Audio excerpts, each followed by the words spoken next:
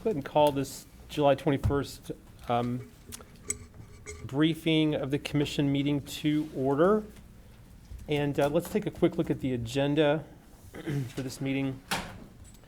We do need to switch the first item around, the I-26 aesthetics discussion. We're going to, someone had to go get some more information for that presentation for technology-related reasons. So we'll take that up second. We'll start off with Don Warren's presentation on the general fund balance policy, then review the tax collections update, property revaluation, draft resolution declaring racism as a public health and safety crisis, and also get an update on COVID-19 efforts. Are there any other items that folks would like to discuss at this meeting today? Great. Very good. And so we'll start a regular meeting at 5. I do anticipate we're going to have a closed session meeting to discuss a personnel issue, and that I think we'll do that after we conclude our regular business at the commission meeting at 5, after the 5 o'clock meeting is done. All right. Any questions about the agenda? Very good. Well, I'm going to invite Don Warren to come up and talk to us about our general fund balance policy and give us an update.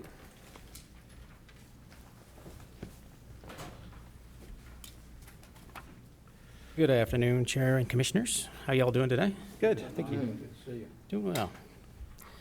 All right, so talk to you about the general fund balance policy. The reason we're going to talk about this, come on. There we go. As you know, we're reviewing a bunch of policies, especially the financial related ones. And the fund balance policy was last reviewed on August 7th of 2012. So it's time to review it and look for possible updates. After reading through it, there's a couple of things that I want to recommend to the commissioners. The proposed changes will create a better management of the undesignated fund balance in the general fund, and it also help maintain reasonable fund balance levels so they don't get too inflated. And then it'll create a mechanism to help fund county capital expenditures, which are commonly referred to as the pay-go projects. So the first change, the current language states that the North Carolina Treasurer recommends that we have a fund balance of 8%. However, the county is more restrictive, requiring a minimum unallocated general fund balance of 15% of total actual expenditures and transfers. So the proposed language changes that from a minimum of 15% to a range of between 15 and 20% of the total actual expenditures and transfers. That's our goal. Anything over 20%, the new section would come into play, which is excess fund balance levels. So anything that was over 20% then would be transferred to the county capital projects funds that we could then use for the pay-go type debt. There's also language in there that we could use it for the prepayment of debt upon the recommendation of myself, approval of the county manager, and then of course it would be reported to you all for approval. What we do now with the current pay-go debt is we either find some savings in our project fund or we are transferring from the general fund. We're just doing automatic, or not automatic, but budget-related transfers. What my goal is anything that was over 20% would automatically be transferred, and we could build up funds in there, and then we wouldn't have to do those transfers, and hopefully it would make the budgeting process easier, smoother, and we would be able to take care of all those pay-go items. And those are the two proposed changes that I have, and I'm happy to answer questions. I wanted to also allow you to see what others are doing out there. So I went out and I found what everybody's fund balance is for our peers, the top 10 counties, as well as some other ones out there. And they're all over the place because it totally depends on where you are in the state. You know, if you have hurricanes, and you're going to have a lot higher fund balance requirements. If you don't, you may have lower. Some of them just go with whatever the state requirement is. And then there's other information on here, what they do with excess. So like Chatham County, they have undesignated fund balance 20% of the previous year expenditures, and then funds above 22% get transferred to a capital reserve, similar to what I'm proposing. And then here's some more. And you have this information so you can look at it as well. And if you're agreeable to this, then I would bring it forth at the next meeting and put that on consent agenda for approval. So I've just got a comment. I'm supportive of this type of mechanism, you know, that's a, you know, automatic move of, you know, it's a, I mean, I remember that, you know, when we were building our church, that's one of the ways we did it. When we had a certain amount of money in the general fund, when we went over it, it went to the building fund. So pretty easy way to do it, and it also makes it a lot less subjective, you know, when you're, I mean, it's just a much better policy. So I appreciate you bringing it to us. I have a question, John. So this would be a policy if we're in a situation where we wanted to go above or below, for whatever reasons we might find ourselves in at that given point in time, we could do that, right? I mean, this is a policy we're setting, so if we make a conscious decision to deviate from it and a majority of the board agrees that that's the right thing to do in a given situation. Oh, absolutely. We can do that, right? But this is just sort of saying, this is our plan, this is where we want to be outside of some sort of unique circumstances. Yeah, this allows us to put the mechanism in place, and then moving forward, we wouldn't have to bring everything to you to transfer those balances. But if you wanted to deviate from the policy and say, we wanted to go below the 15%, you have every right to do that. Okay, thanks. I wouldn't recommend it, but you have every right to do it. Understood. Understood. All right. Thank you for the update. Sure. And is consent acceptable? It's fine with me. Yep. All right. Sounds like Thank it. you very much. Thank you.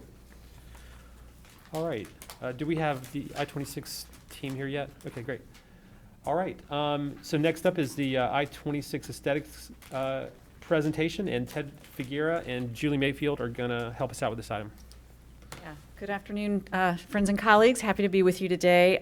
Ted is going to do the bulk of the presentation, but I just wanted to say a few words to kind of set the stage here, because this is a project that the city has largely been sort of bird dogging for the last most of the last decade. But I do want to impress upon you that this is the biggest project that we will see in our lifetimes in this region. So it is no small thing.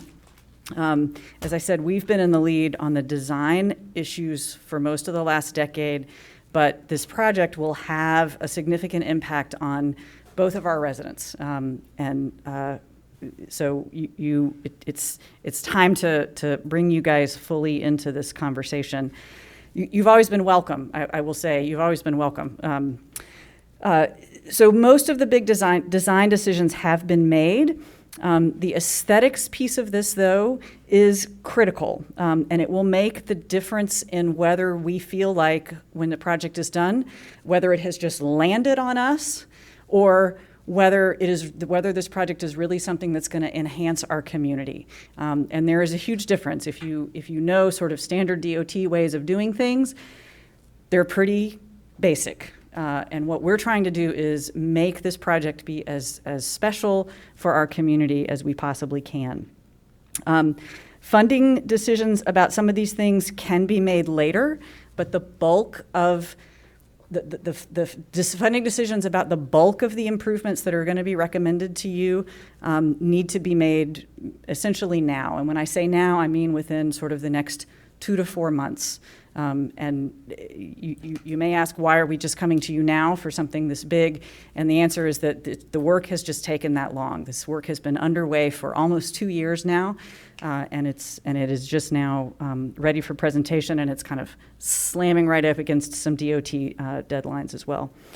So even though this project has been going on for 30 years, now is the time. We're finally here. It's now time for us to put, and when I say us, I mean the city and the county, to sort of put sort of our money on the table for things that wouldn't happen otherwise. And I'm here as a representative of City Council and as the person who has been really working on this for the city over the course of the last 5 years to impress upon you the need for us to work together on this.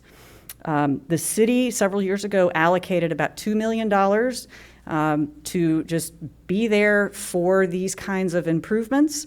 That is not going to be nearly enough. We have also already essentially dedicated about $1 million of that to making sidewalks wider, making multi-use paths wider. So these are, DOT has their own standards. We know that we're going to need a wider sidewalk, a wider multi-use path. So we've already committed about $1 million of that to make those kinds of improvements. So we have about $1 million left. Your options for funding, I would suggest to you, are either just finding money in your general fund and your capital projects fund. Another key avenue, though, is partnering with the city and jointly prioritizing these investments in our asks to the Tourism and Development Authority. The city has put this on our list. I don't know that the county has, and we would really ask you to do that. And then when those conversations start to happen in earnest about prioritizing city and county projects, that we come together and prioritize these investments. So when Ted is finished, I hope you can see the importance and the value of these investments. Especially now, there are many important and pressing investments that we need to be making as local governments. I would just ask you to take the long view here. We have one chance to get this right for our city and for our county, for a project that will be with us for literally generations, decades and decades and decades. And so that time is now. And I just would ask you to, again, sort of come together with the city and help and jointly make the commitments that are going to make this a really great project for our city. So with that, I will turn it over to Ted. Thank you. All right. Thank you, Julie Mayfield.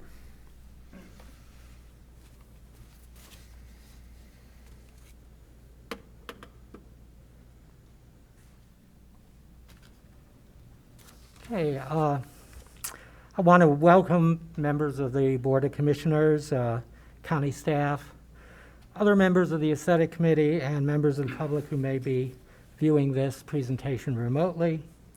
My name is Ted Figura. I'm the chair of the Aesthetics Committee, which is a volunteer citizen committee made up of members with diverse backgrounds. I want to thank you for the opportunity to present the highlights of the I-26 Connector Aesthetics Committee Phase 1 report. A bit of background first. The Aesthetics Committee was appointed in the fall of 2018 by the Asheville City Council following NCDOT's advice that the city develop recommendations for aesthetic treatments for the I-26 corridor. We have worked with numerous groups to gather input and guidance for this report, including various neighborhood groups, other city commissions and city staff, and NCDOT and their consultant, AECOM. These are the committee's recommendations for aesthetic treatments to the vertical elements of the project, that is, the structures that will be built by the design-build contractor, walls, bridges, sidewalks, etc. These items will be included in a request for proposals, or RFP, that NCDOT will use to select the design-build contractor. The committee will develop another set of recommendations for landscaping later, as those recommendations are not so time-sensitive and will not require local funding. Why are these recommendations made in this report so important? Well, as Julie said, the I-26 connector is the largest infrastructure project that Western North Carolina will see in our lifetime. We have one chance to soften its impact and leverage the project to positively affect the city and the county's visual character. Working together with NCDOT and the I-26 working group, we have scored some major victories: reducing the number of lanes crossing the BOWEN Bridge, removing 2 interstate lanes through West Asheville, improving connectivity between Hill Street, Hillcrest, and Patton Avenue, and potentially lowering the roadbed and bridges over the French Broad River near Riverside Cemetery.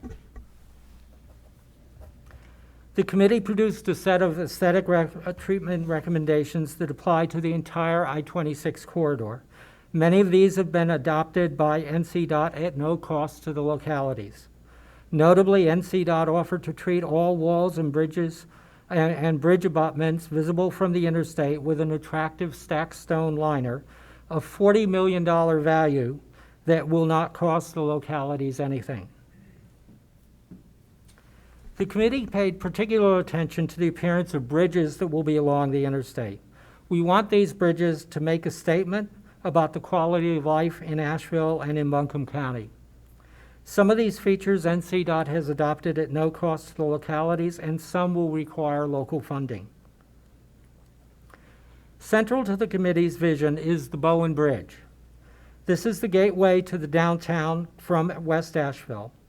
After the I-26 connector is built, it will no longer carry interstate traffic. We are recommending that it become a pedestrian and bicycle-friendly entryway, an attraction for citizens of Buncombe County and tourists alike. It is the most expensive feature that we are recommending, but we consider it to be critical. The westbound north span of the bridge is considered historic. We have worked with the State Historic Preservation Office, or SHPO, to produce a design that is both attractive and respectful of the original bridge. Key design features of the BOWEN Bridge include an attractive pedestrian safety railing, colored and textured walk and bikeways, decorative lighting, landscaped planters, and monumental bridgehead pillars. The icing on the cake would be a set of LED lights strung along the bridge, but those can be added later.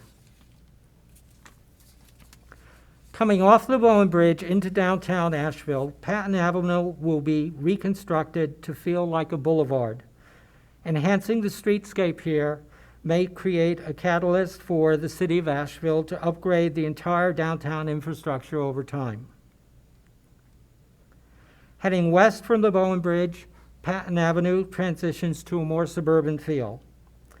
Targeted improvements recommended for this area will revitalize the area and encourage the redevelopment of some of its large, underutilized parcels. A second major aesthetic focus of the I-26 connector is the Haywood Road Bridge. Haywood Road is the center of West Asheville's Renaissance. The bridge links East-West Asheville with the rest of the Haywood Road corridor.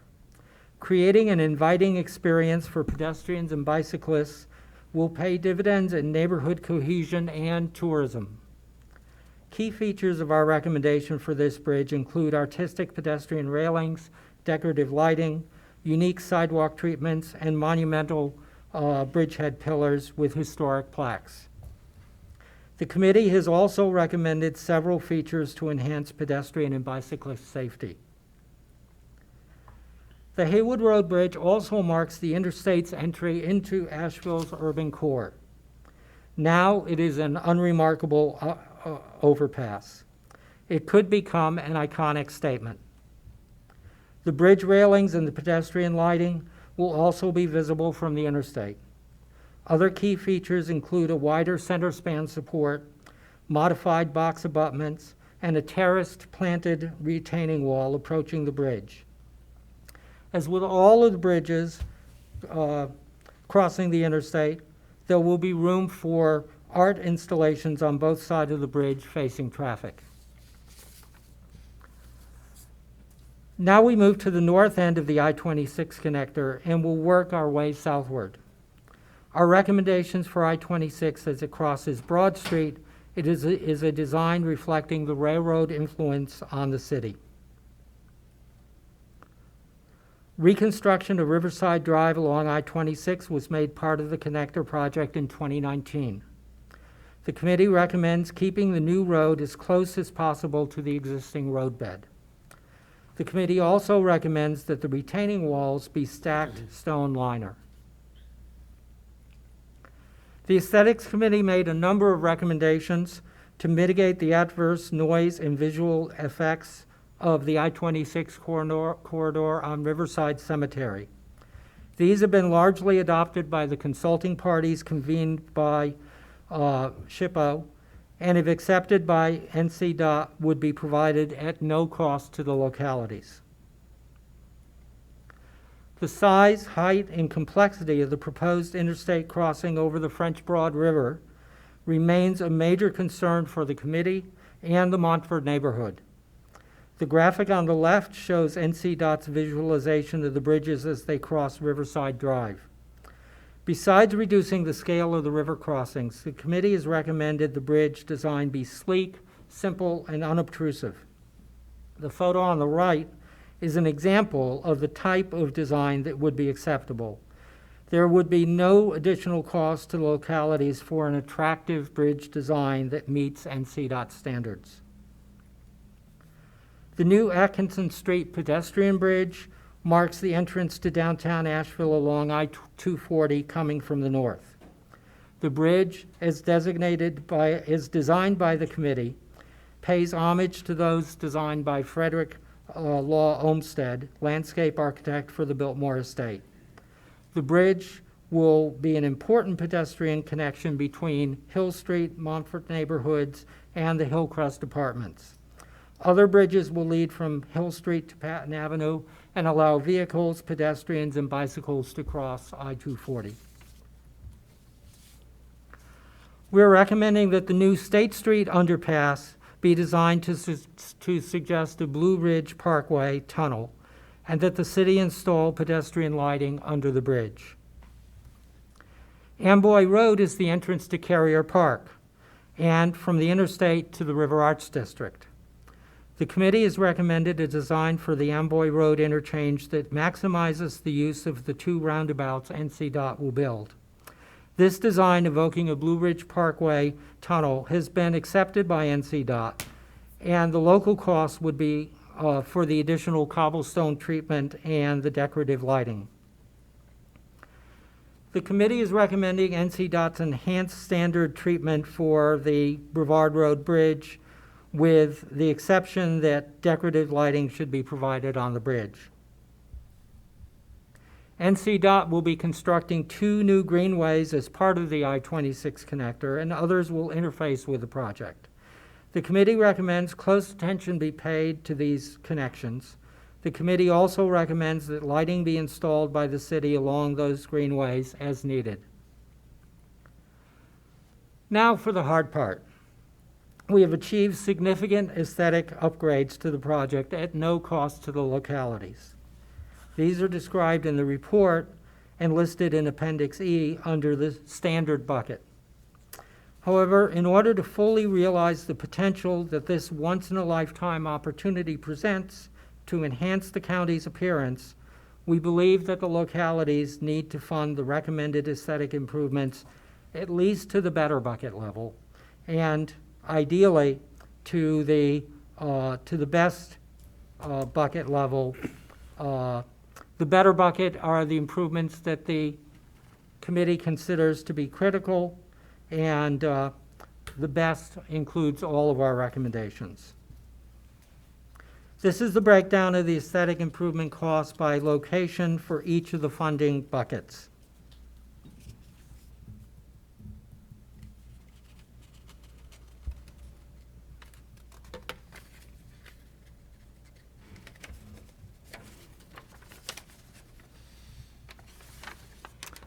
We anticipate that the city of Asheville should not have to go this alone, as Julie said, and that the city will work with its partners to contribute funding for these important improvements. Along with the city, Buncombe County and the TDA stand the most to gain from the improvements recommended by the committee. It is well documented that the entire metropolitan area benefits from the health of its central city. The I-26 connector will have a profound impact on the city's character and thus to its tourist appeal. Many of the committee's recommendations, besides making the I-26 connector generally more attractive, create significant placemaking opportunities that will be attractive to citizens and tourists alike. The funding commitment for the aesthetic improvements needs to be specified in an agreement between the City of Asheville and NCDOT before the RFP is issued later this fall. We anticipate that the City of Asheville will have 3 years after the signing of this agreement before payment to fund the aesthetic improvements is due. However, a commitment needs to be made before the RFP is issued. And there are also opportunities to further defer some of these costs. These opportunities to delay and spread out funding reduce the locality's fiscal exposure in this current challenging environment. This is not the end of the process, and these recommendations are not the final end product. We will continue to make adjustments to this report based on feedback received from you, the city, and the public, and we will continue to seek ways to lower costs. Those recommendations that you, the city, and the TDA agree to fund will be developed in more detail and become part of an aesthetics package that will be part of the RFP. There are also a number of actions we are asking the Board of Commissioners to take. First, provide feedback on these recommendations. We are asking that you select those aesthetic improvements that you believe are most appropriate for the county to fund. The board and county staff will then need to work with the City of Asheville and the TDA to develop a funding plan. We suggest that the county commit to a multi-year capital appropriation of $2 million. This, as Julie said, the city has already committed this amount of funding, but most of this will fund other city requests for wider sidewalks and multi-use paths. And much more is needed. And we expect that the Asheville City Council will be adding to its current funding commitment as well. Thank you for the opportunity to present our recommendations, and are there any questions? Thank you, Ted. Yes. Commissioners, any questions? Okay. I've got a couple. Oh. So the specific ask is that the county would commit $2 million per year. And is that for 3 years? No. Or what? I'm sorry. No. Could you clarify? Could you Yes. clarify what the request Yes, is? Yes. What I meant was that that $2 million does not, we think, and, you know, depending on the final negotiation with NCDOT and the funding agreement, but it's probable that that $2 million will not have to be spent all in 1 year, that it will be able to be spread out in a multi-year commitment. And certainly, during the 3 years of grace period that we have, the county can be appropriating in its capital improvements plan, amounts contributing to the ultimate $2 million goal. So $2 million is the upper amount that we would need to get to, not an annual, not an That's- annual, but a total. Yes, Okay. yes. All right. mhm, Thanks for that clarification. Want to do annual, that's great. Yeah, we Well, I was want. like, well, it sounds like what you're saying is like that would be us doing almost all of it, right? But I Right, thought we said right, yeah. TDA was going to be here and other cities going Yeah. to be there. So it's $2 million total. If you think if the county contributed that much, you'd be able to get the other partners to contribute into the ranges that get a good outcome. That's the way you're We're thinking about it. hoping to get a good chunk from the TDA. So what's the ask gonna be, what's the ask gonna be for the TDA? We haven't, that'll be a matter of negotiation, but, just off the top of my head, I would say somewhere between 4 and 6 million. I mean, if it's a good project, I mean, the TDA is 50% match, so, I mean, certainly part of this, I mean, whether I agree with all of it or part of it, it's certainly something I would expect the city to ask for when, when the Patton Avenue becomes what the expectations are for it. I've been an advocate for that one bridge since I was on just different discussion groups for a long time. Charleston has it, but I mean, the thing we have to be really careful of, in my opinion, when we're asking, we're gonna be very specific and I'm gonna try to talk through this. We have to be very specific in our ask. If the county's to participate at any level, then the presentations are nice, they look great, they tend to blow up, they tend to increase. You got to be really accurate in the amount of money that what your expectations are, because this, citizens of Buncombe County hold us accountable to that. And so you know, if there's some things that you can, you know, really think that, you know, is at the top of the list and you really don't expect that to happen, you know, you think you're in here, or if you expect it all to happen, then fine, you can, you know, you can ask, but those numbers need to be very accurate. Yes, I agree. And we will be working with NCDOT. This is a draft report because, you know, we did, even as of June, we did not have all the information we needed from NCDOT. So this will be being refined. And we expect that under the guidance of the commission, the county staff will be, you know, looking at these and doing exactly what you said, identifying specifics, working to get, you know, one thing is that once NCDOT identifies the costs for each item, those costs are not going to change. It's the design build contractor will bid on the project. They will be responsible. So if there are any cost overruns on this, it's going to be the contractor that's going to eat the cost. It will be a fixed cost that the localities will be committing to in the agreement that the city signs All right. with NCDOT. Any other questions, commissioners? Or comments? Let me, My only Sorry. suggestion is this, I can't talk with this, is that when we go to TDA to ask for this, I think we'll get the biggest bang for our buck is if the city and county go together, because this is a joint project. And I think, you know, that would help us in getting what we want to get. Thank you, Al. Ted and I presented to Chris Kavanaugh, and before she left, Stephanie Brown. We made the same presentation to them, and that was exactly the message that we got. So Joe knows this because he and I go to TDA board meetings together every month, but just to remind the rest of you, the city and the county over the last year or so have both submitted a list of projects, priority projects for funding from TDA to the TDA. This is on the city's list. I don't believe it's on the county's list. I wouldn't have expected it to be because it wasn't on your radar yet. But the very clear direction to us from coming out of that meeting was, if you want the TDA to fund this, you all, both the city and the county, will need to have this on their list and will need to prioritize it. So that is a step that needs to happen.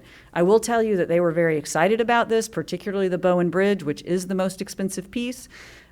Very excited. I think they would very much like to invest in it, but we've got to come together, which is, again, why I'm here, to impress that upon you. Thank you. Ms. Pender, could you confirm, so this project is not on our list at this time, is that right? Correct. Okay, I think that's what you're referring to, Right. the TMIP list? Yes, the TMIP list. This is not on the list, but if you recall, this is a part of our CIP, the 5-year plan that we have put Right. together for county projects. you're right. This is in the out year. And but we it's had $1 on that million list. Correct. allocated. So just for collective remembrance, quite a while ago, the county voted to put $1 million aside in a future CIP for this project. At that point, you know, we didn't have any of these kind of details of what the project actually looked like. So the $1 million was kind of an arbitrary number. But we have had that, you know, in the planning process. So So I want to just clarify that it is not funded. It is actually a project that's on our list with a target of $1 million. And when the year comes that we need it, that's when we would fund it. But it's a placeholder for right now on our CIP future list. CIP. Yep. Well, Commission, we don't have to make a decision today. We wanted to get an informational presentation. So great job, Ted and Julie. Thanks for the update. This is obviously a very important project to everybody in the county. So we will think about this, and we will circle back and provide some kind of feedback. I certainly don't see any reason we shouldn't work together with the TDA part and participate at some level, but obviously we got to decide what that looks like. Yeah, I think that'll be the hard part, is determining at what level, you know, and what are the assets that we really should, you know, invest in now to make sure that the TDA does, you know, come through. Because, I mean, if we do it right, the funding, you know, will probably be there, because that's what it's designed for. So, Thank you All very right, much. thank you all so much. Appreciate you. All right, next up is Jennifer Pike's going to give us an update on tax collections.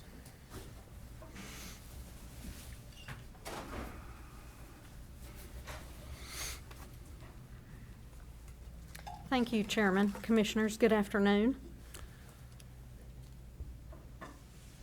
We are now in a new fiscal year, so it's time for me to give you a few updates. The three topics I want to cover today are annual settlement of fiscal year 2020, the outstanding fiscal year 2020 regular property taxes, and the order of collection for fiscal year 2021. The annual settlement does require approval. It is comprised of three components: a summary of net levy and collections for Buncombe County and the jurisdictions and districts we bill and collect on behalf of. That also includes a summary of the property taxes billed and collected by the North Carolina Department of Motor Vehicles for registered motor vehicles. The second component is a list of unpaid fiscal year 2020 property taxes, and the third is a list of taxpayers who have been found to be insolvent or uncollectible personal property taxes. Examples of that could be closed businesses or individuals who have moved away and we cannot locate their personal property. So for the fiscal year 2020, the Buncombe County collection rate was 99.39%. Net levy was $195,447,717.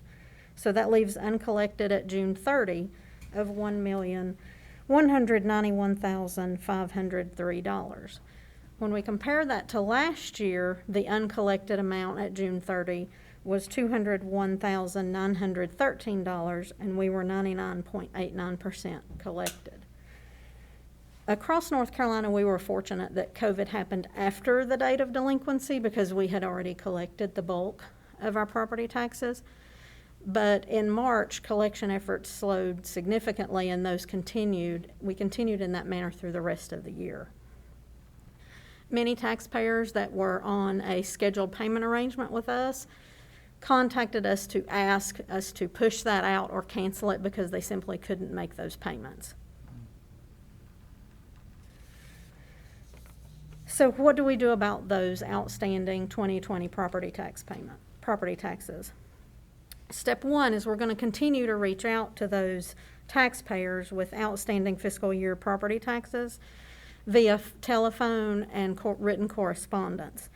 Step two will be to continue to encourage those payment arrangements, and their payment arrangements may include property taxes for both fiscal years 2020 and 21. Step three would be without response or adherence to a structured payment arrangement, collection actions may include multiple years of outstanding property taxes. My recommendation is that any necessary enforced collection actions will resume in February and possibly include both years. Are there any questions so far? So I want to make sure I'm clear on what you just said. So we would not resume any collections via outside counsel until February. Correct. On this plan. Okay. And those forced collection actions also include bank attachments or wage garnishments or levies. And I'll explain why. When we take an action, there is a collection fee that's attached to a bill. I really don't want taxpayers to incur that fee on two bills. I'd really rather combine that into one action, and I'm certainly open to your guidance and input on that, but that's where I'm leaning. Mm-hmm. I don't want them to incur any additional fees when we would likely be taking those steps in February. Okay. I think that sounds appropriate, and my only request would be that we check in again between now and then, to confirm. We just don't know what the world's going to look like, right? Correct. Hopefully we're in a rebound and things are looking up, but we just don't know. So I would just want to revisit it before it goes into effect to just make sure Absolutely. That we feel like we're on track for that. There are certainly a lot of unknowns currently, so this is my best recommendation given where we are now. Great.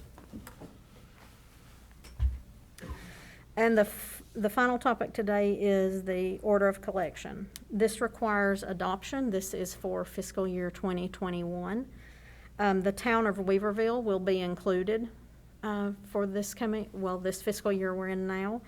This is the authorization and requirement to me to collect fiscal year 2021 property taxes. Currently, the annual settlement and the order of collection will be on the consent agenda on August 4th, if that is agreeable with you. That's fine. Sure.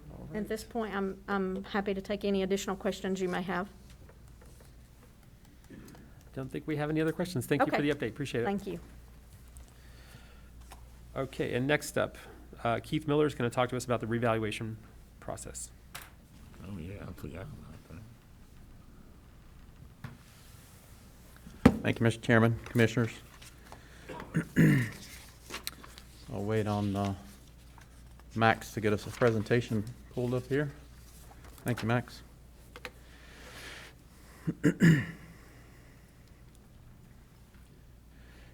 So a little background. We'll start back because we've been through a lot since I last spoke to you.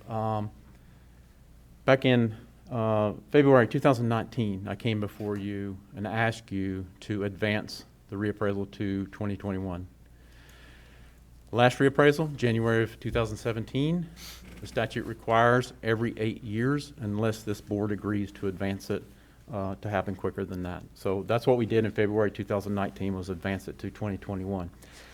So why did Buncombe County decide to advance the reappraisal to 2021? The projected sales ratio would drop below 85%, which would trigger the North Carolina statute mandatory reappraisal. What we do know today that we didn't know in February is that the ratio today was reported to us from North Carolina Department of Revenue at 84.3%, which does trigger the mandatory reappraisal, in which I did receive a letter from the Department of Revenue stating that where this number is at and the requirements upon us. That statute, though, does give you 2 years. Upon the third year, then it would have to come into place, which means that we could not have pushed it out further than 2023. Inequity in the assessments due to appreciating market. Over time, especially in Buncombe County and Asheville, the market changes very fast and creates inequities in the assessments, which means that some citizens pay more and some citizens pay less based on an ad valorem tax system. And then maintain the public service revenue. Why conduct a reappraisal? Requirements of the North Carolina General Statute, in which I just said. Ensure the fairness and equity and uniformity for all citizens. Prevent loss of revenue for public service companies. Determine fair market value for all property. And equalize the tax burden in an ad valorem tax system. Now, ad valorem tax system just means as to value. That is how the tax system is built, is that you will pay a portion based on what the value of your particular property may be. So let's talk about how has COVID affected or impacted the residential property values. So a little bit of information here for you.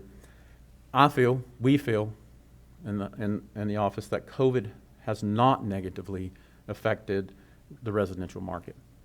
And here's a couple of numbers for you. Sure. Median sales price, April through June of 2019 was $307,000. April through June of 2020, $325,000. Number of sale transactions, April through June of 2019 was 1,180. April through June of 20, 894. Median sales assessment ratio, April through June of 2019 was 84. April through June of 2020 was 79. Days on the market, April through June of 19, 62. April through June of 20, 48. So a few things here that we can talk about and what we monitor that's important to us. We know the sales transactions are down, but what we also know is that the median sales price is up because people are not putting their homes on the market at the moment because they don't want the public necessarily probably coming through their homes at the moment. However, that is reduced inventory.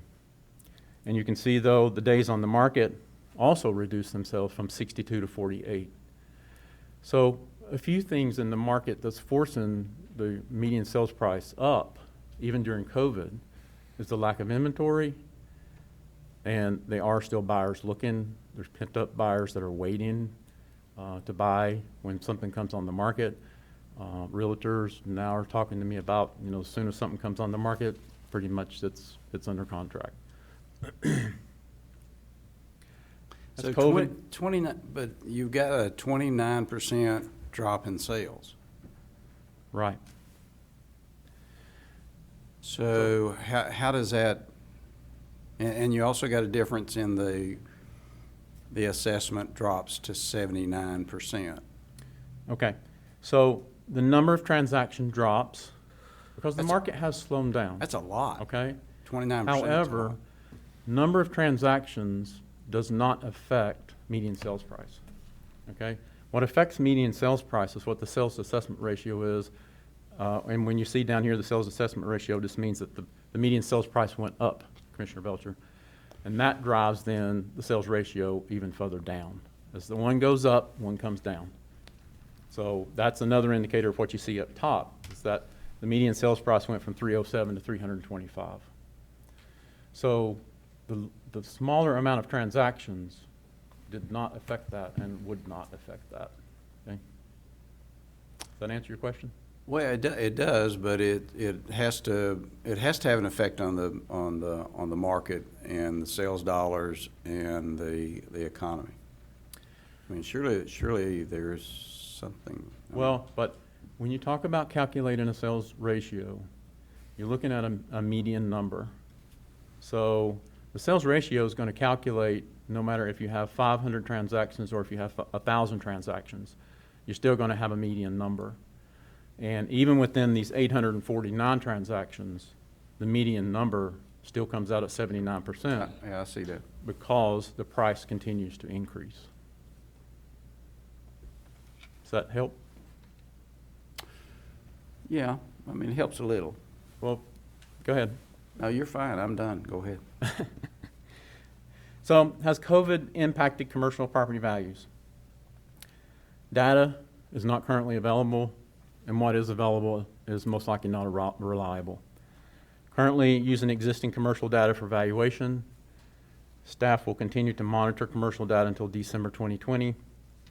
Constant communication with real estate professionals to better understand the commercial market.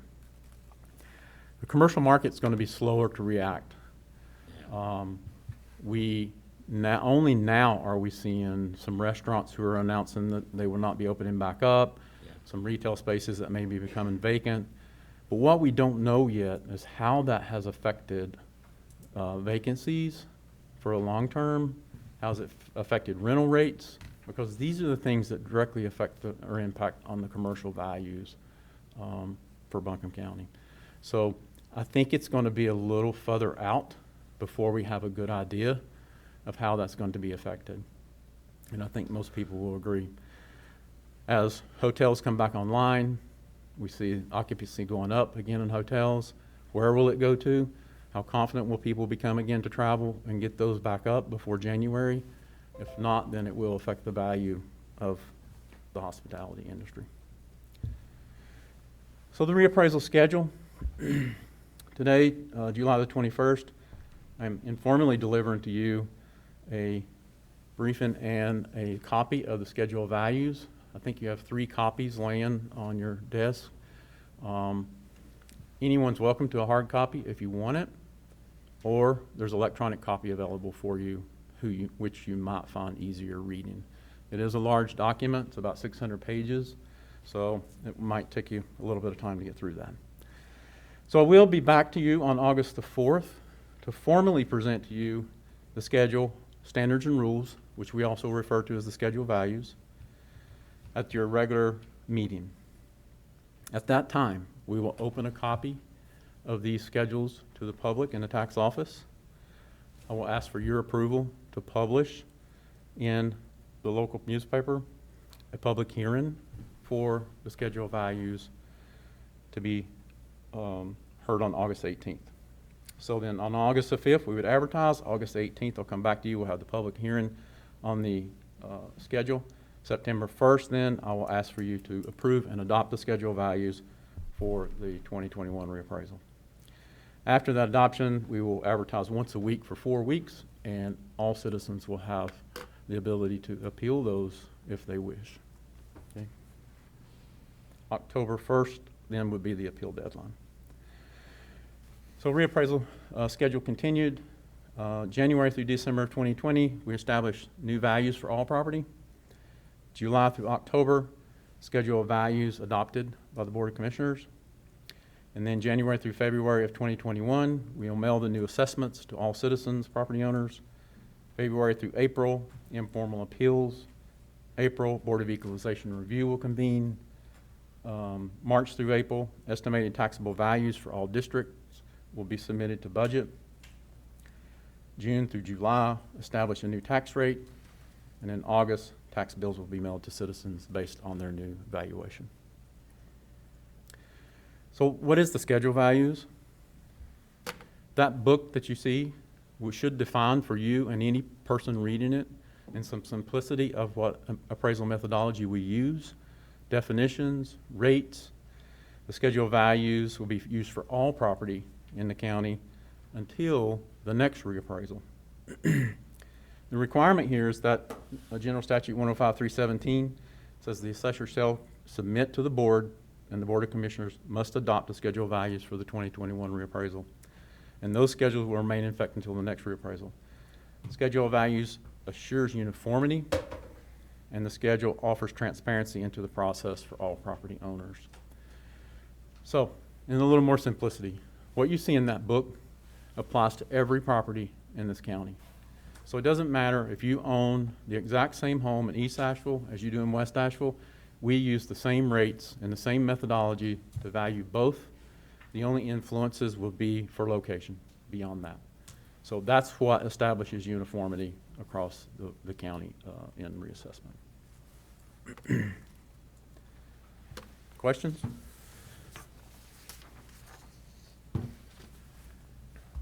I don't hear any, Keith, so thanks for the update, and it sounds like we'll have this back on the agenda shortly. Yes.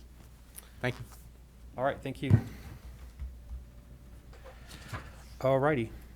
Next up is a discussion of a draft resolution declaring racism a public health and safety crisis.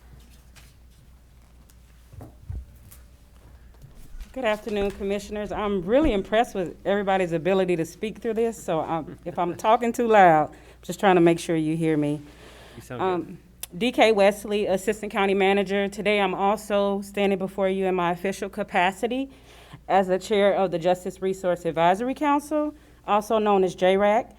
With me today in support of this request is Frank Castelblanco, who is the Chair of the Health and Human Services Board. Also supporting this presentation is Zoe Mpofu, who is a Community Health Assessment and Improvement Coordinator, and Tiffany Ahanacho, Justice Services Director. We are here today to start the discussion around a request from the HHS Board and the JRAC for this Board of Commissioners to consider drafting and approving a resolution that declares racism a public health and safety crisis. So just to kind of give you an overview of the presentation today, Frank and I will give a brief recap of the recent declarations that were passed by the HHS Board and the JRAC. And then Tiffany and Zoe will provide some historical perspective as well as review relevant data. After that, I will read a draft resolution. This is just a draft resolution to give you all a starting point. Our hope is that an official resolution will be added to the August 4th agenda, and we'll take any feedback or suggested changes or enhancements that you may have between now and then. I do want to share that this is somewhat of a grassroots effort. Buncombe County staff have made an attempt to start this work. This is relatively new to some of our departments. Others have been doing this for some time. With that in mind, you'll see the requests come from the health sector as well as the justice sector. Both declarations were attached to the agenda today. Also included on the agenda was supporting documentation of past relevant presentations that you've seen at some time in some form. Today, we will not review those historical documents, but we included them as a reference for you as you finalize a resolution for your next meeting.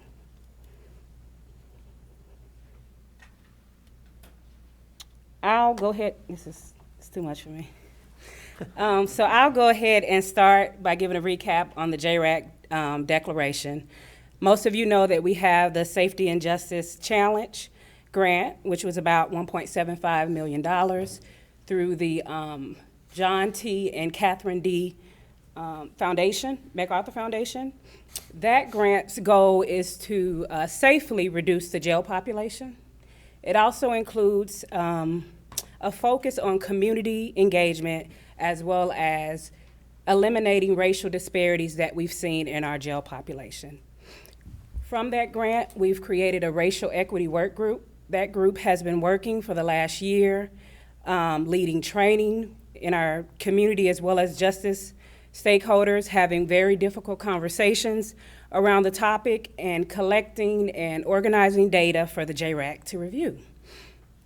The JRAC has been considering for over a year now an equity statement specific to racial equity.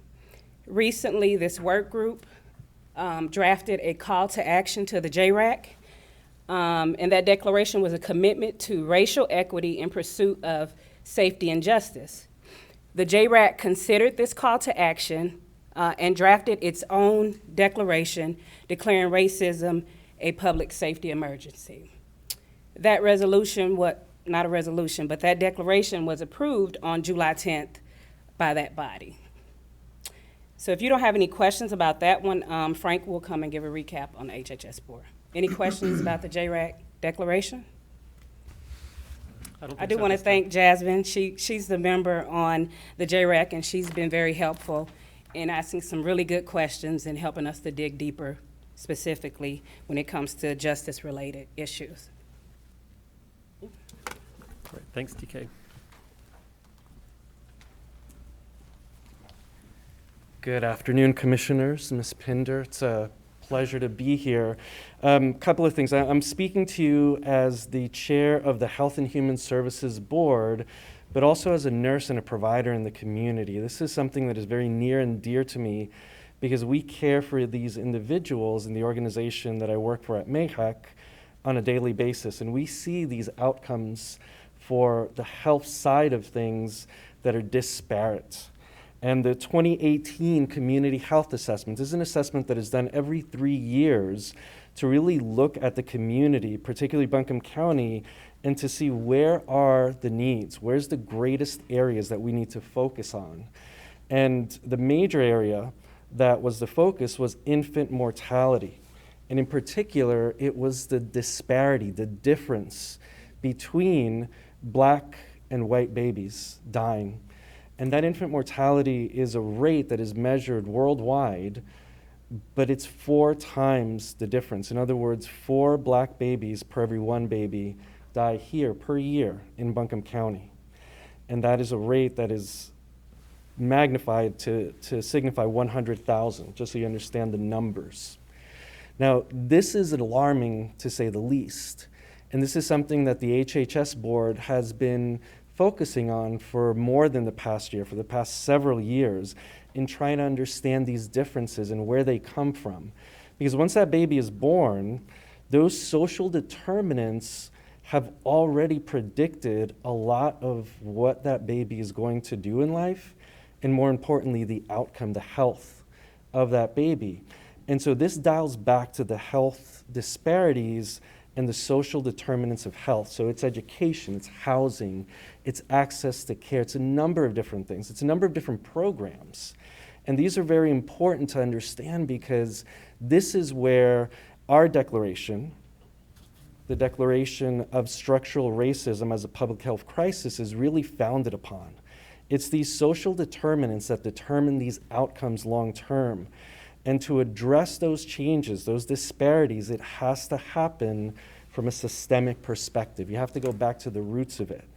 And so this declaration is made with the intent of focusing not only on racism, but focusing on the systems that we've created and trying to understand where did we go wrong, and more importantly, how do we change them? How do we correct them? So going forward, a current example is COVID-19. You look at the number of outcomes for African American individuals, for the Latinx community, statewide, nationally, but even here in Buncombe County, and once again, there's a difference, there's a disparity, and it's not the same as the population percentage. And so it's very important to understand that this is also based upon that system and how we function. And so to change these outcomes, we have to go back and understand where they started and to dismantle them from the very beginning piece of it. And so on June 26, we, as a HHS board, declared structural racism as a public health crisis because we understand the seriousness of it, and working with HHS on a regular basis to understand the programmatic work that could happen is a big piece of this so that this can go forward and actually happen. It's not just the declaration piece, but it's what backs it up, the so what of it, which is the important part of it. And lastly, here I have 19 letters from community organizations. These are from the executive directors, from CEOs of a lot of major employers, but more importantly, community organizations that are doing this work that have written in support of this declaration. I'm going to turn this over so that you could examine this later. But I thank you for your time, and I appreciate it. And there's a whole lot more data to come from Zoe and Tiffany. Thank you.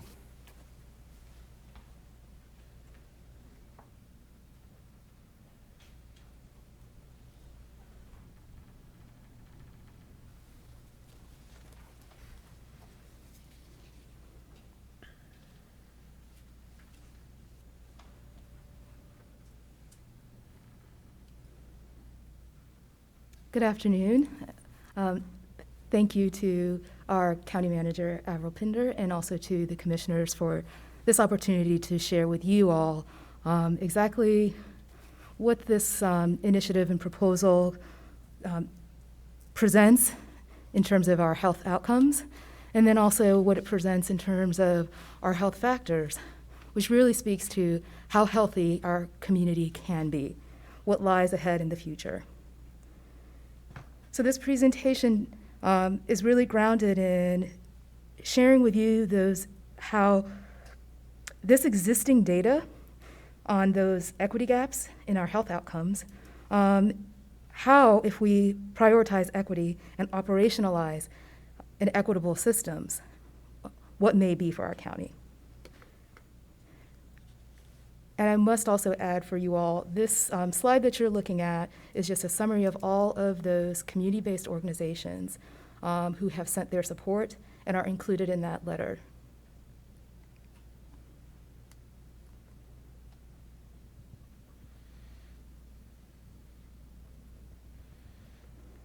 So just to recap, the first two data points that you see here in our birth outcomes and our poor mental health days are related to the community health assessment.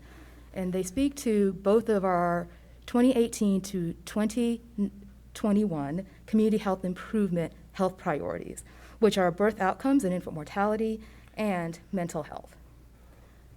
What we know and what I'm going to share with you in these 5 data points, I will hope that you see that through this life course. So beginning at birth, we see that, as Dr. Casablanca mentioned, Black babies are 3 times more likely to die in the first year.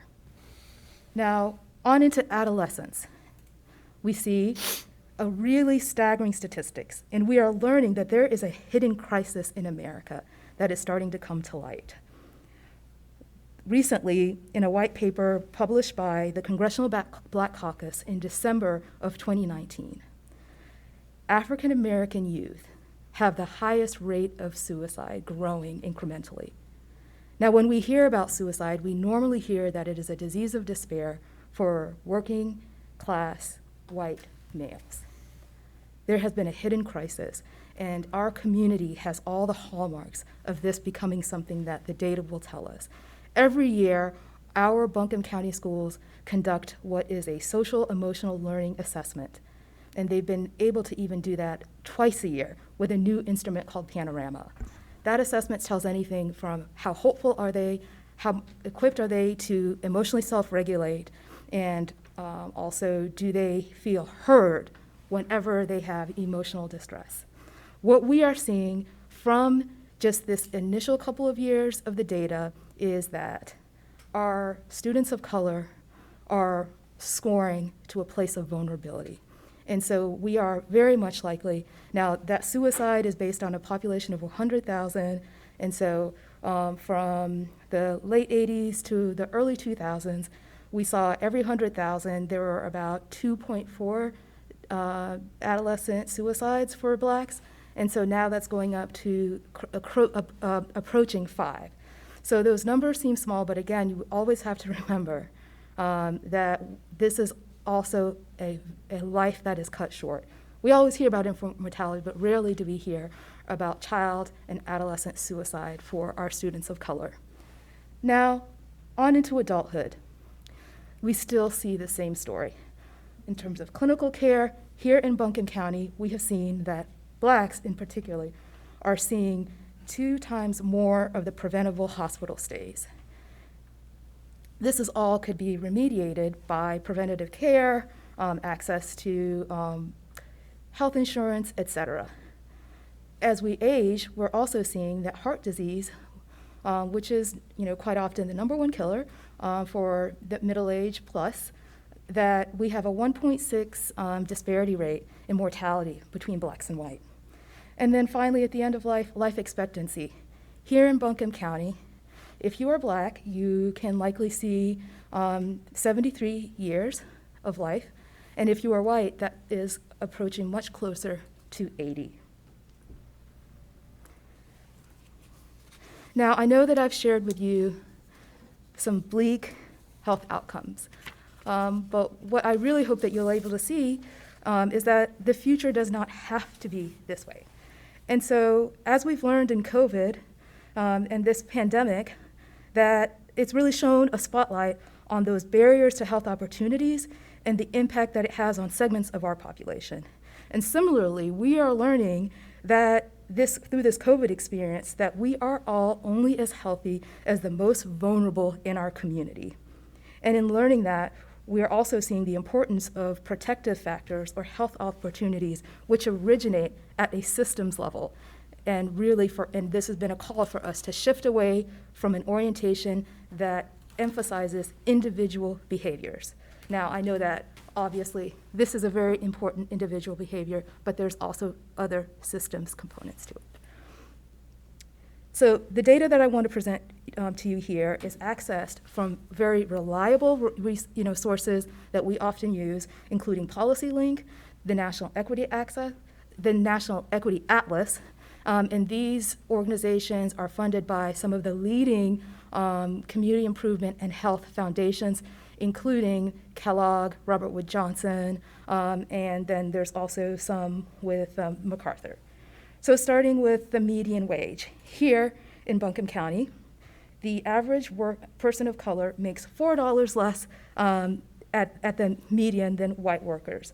This difference makes all in terms of housing opportunities and savings. Just imagine what $7,600 could mean for the average family and what they're able to do and the types of choices that they're able to make. Continuing on to education and job readiness. In Buncombe County, 42% of the jobs that we have available require a minimum of an associate's degree. So what we're seeing here is, again, that same kind of barrier, where Blacks are likely only to have 20% at that education level, whites, 45, are Latinx, and that is Latinx that are native born, it's 41, and then for Asians, it's 45% of those populations have at least an associate's degree. Now, many of these workers also happen to be the working poor.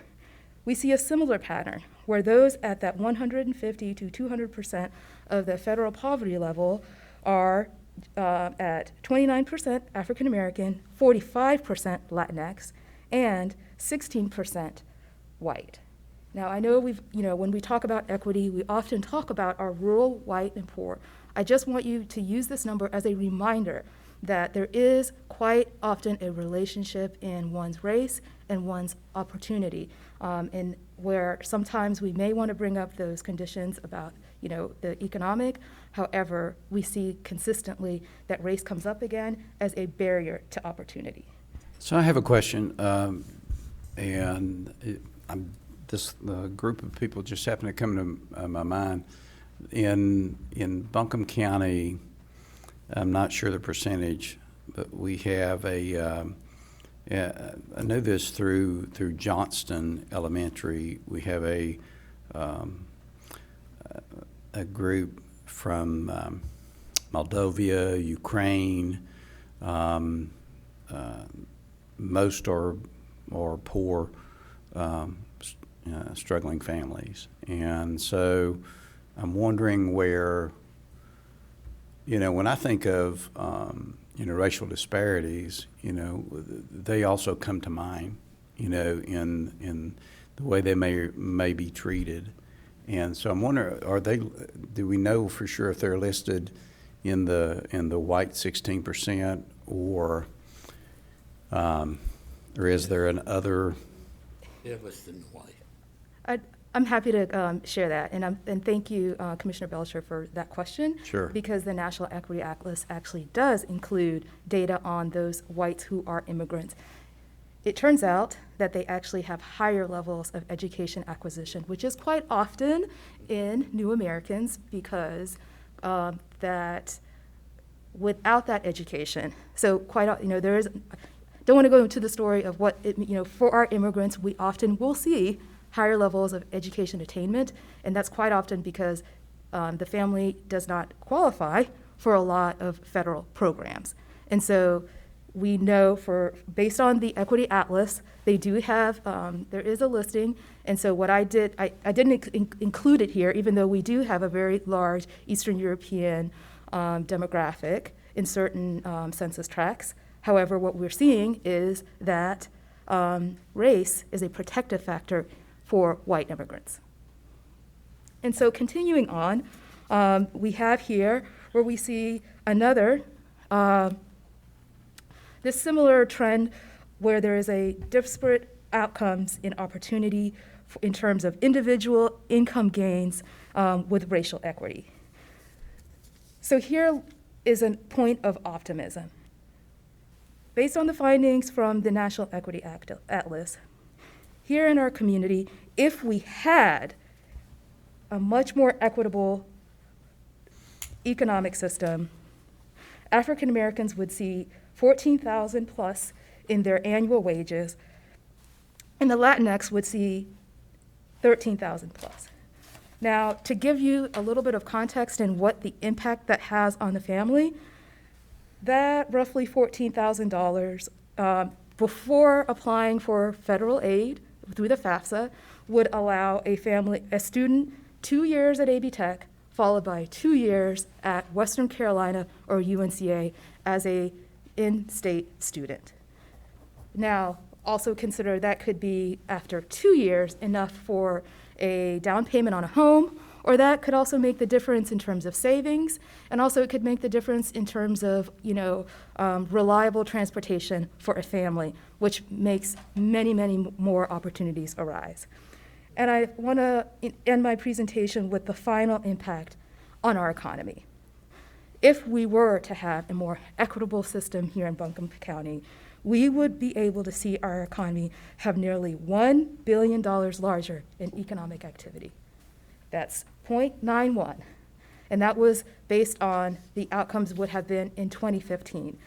So I'm sure with a renewal of this data study, we could easily see an additional $1 billion, billion with a B, for our county of Buncombe, if we were to have more equitable opportunities in our community, everything from our promotion and retention activities, which would lead to an increase in consumer activity. I thank you for the opportunity to share with you a bit about the health opportunities that exist for our county, and I hope that you will consider all that DK and Frank Clausabanco offered, as well as the HHS board and the JRAC. So Zoe, before you leave, I'm not sure Commissioner Belcher got his question answered. Was that Moldovan population included in our white numbers? Yes, so when I say the white immigrant, for Buncombe County, it means the Moldovan, the Ukrainian, and the Serbo populations in Western North Carolina. And it's for the Asheville Metro. Yeah, the reason I thought of it is just had I know that's a poor, group of people that, as people of color should not be ignored. You know, they shouldn't be ignored. And I just wondered where they were in the numbers. So it is more from a my position was more from a poverty thought when I was thinking of Yes. them. So, but thank you. Thank you. And also wanted to let you know that what we know through the census is that they actually have a high rate of census completion, and that's why we're actually able to see what their story is, and they end up showing up in this data. Great, thank you.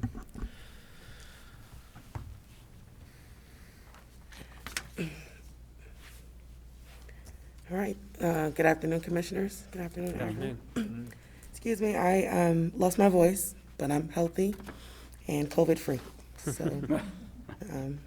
just want to let you guys be aware if I sound a little hoarse. So I quickly want to present about the criminal justice racial equity work that has been occurring for the last 2 years since we've gotten the MacArthur Foundation. We were awarded in 2018, and we have a large, expansive work group, about 30 people included on that. And we started with really getting a grounding or a shared analysis on what racism means when we talk about institutional and structural racism. And then we started exploring data. And so the slide you see before me is the work group's work in terms of looking at the data. And so for some context, in 2019, according to the census approximate or estimates that they do, African American residents make up about 6.3% of our population. However, they represent 25% of our jail population and 69% of gun violence victims in our community. One thing I would like to say, some caveats about our work group's work. We're really drilling in on jail data. That's only one decision point in the whole criminal justice context. We have very limited access to court data, arrest data, and correctional data, meaning Department of Public Safety, community supervision. So we're seeing right here strictly what's coming from our jail database. I also want to point out too that these data points have been focused in black and whites. Our other races and ethnicities, well, our other races, if captured, are very small in terms of population, probably less than 1%. And we need to do a lot better at collecting ethnicity or Latinx community data. However, there's a lot of complications around collecting that, especially in the criminal justice system. But one thing that we do know, regardless if we help one population, we theorize that all populations are benefited. And that comes from the curbside effect, probably 40, 50 years back with the ADA and the Rehabilitation Act, creating those curbs and the sidewalks so that people with ADA accommodations could safely cross the street.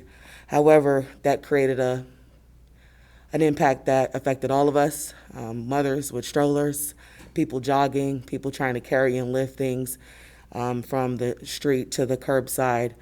So everyone ended up benefiting when you worked with that or looked for ways to be intentional about special populations or vulnerable populations. And so some more context with the jail data that we've explored in 2019, and it's broken up into 3 different time periods because we're seeing 3 different, like pre and post COVID. So in 2019, Black people represented about 20% of folks getting arrested in our jail, and our average spent about 4 days longer in custody for pretrial. And we were really getting specific, so looking at different charge types, looking at different financial bonds that were being attached, we noticed that the primary difference was found in length of stay for our violent felony charges. And so after doing a case review and in-depth analysis for violent felony releases, we found that disparities were sustained when looking at similar offenses and similar arrest release types, meaning we were comparing, I don't want to say apples to apples, but we were looking at someone's charge and background and comparing it that way. So we were able to see that the disparities remained the same. During the time of COVID, we reduced our jail population by 35%. So from 423 inmates to 274 in June. the local black average daily population, so how many individuals or black individuals are in custody on an average day, was reduced from 98 to 80 in June, and then that was an 18% reduction. White saw a reduction from 320 to 192, and that was about a 40% reduction. And I will say this was not done on every case, or information was taken into context. And so we're looking at the overall system and not individual case of how decisions were being made, but just on average noting the reductions that were made. And then we'll go to my next slide. Is there any questions on that slide about data? And we also had to take the time to do some community engagement. And so we were looking at what are the communities saying about what's happening in our criminal justice system. We had the opportunity to go to 3 communities, Barnesville, Pisgah View Apartments, and even in the detention facility. We were well on our way to going to more neighborhoods, but COVID prevented that, and so hopefully we can start that. But we did start collecting some of that qualitative data, and noticed that 3 things that community were saying, some of the priorities that they wanted to focus on, or they wanted the work to focus on, is changing the police mindset and behavior. They recognize a different treatment between or based on race and wealth, and then restoring blocks, or preventing roadblocks to restoring someone when they come out of prison or jail. So making sure that we eliminate some barriers. And so I present that to say some of the things we're thinking as system leaders and professionals, the community is echoing the same, and there are common themes that they share throughout. And so that's what the community voices have been important to us in our process, and will help us as we move forward. I'm curious if you're sharing this information particularly with, at the statewide level, with those who are creating the basic law enforcement training curriculum, and then down locally to the community colleges who are providing the BLET training, particularly in regards to the police mindset and behavior, and what the community has to say about that. Sheriff did recommend that as one next step, so hopefully we will be doing that as well. Thank you for that idea.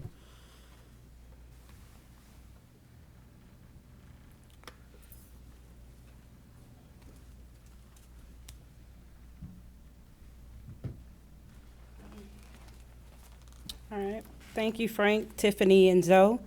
So what I'll do now is read the draft resolution and take any feedback or comments that you all may have at this time. Of course, if you want to take some time and review the documentation that we provided, we can email that to you as well. You have time to do that when you draft your final resolution.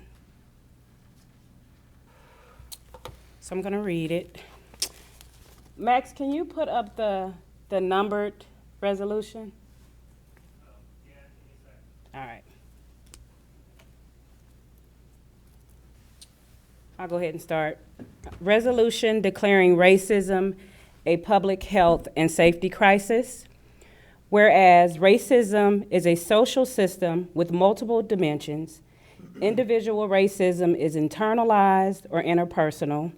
Systemic racism is institutional or structural, and is a system of structuring opportunity and assigning value on the social interpretation of how one looks.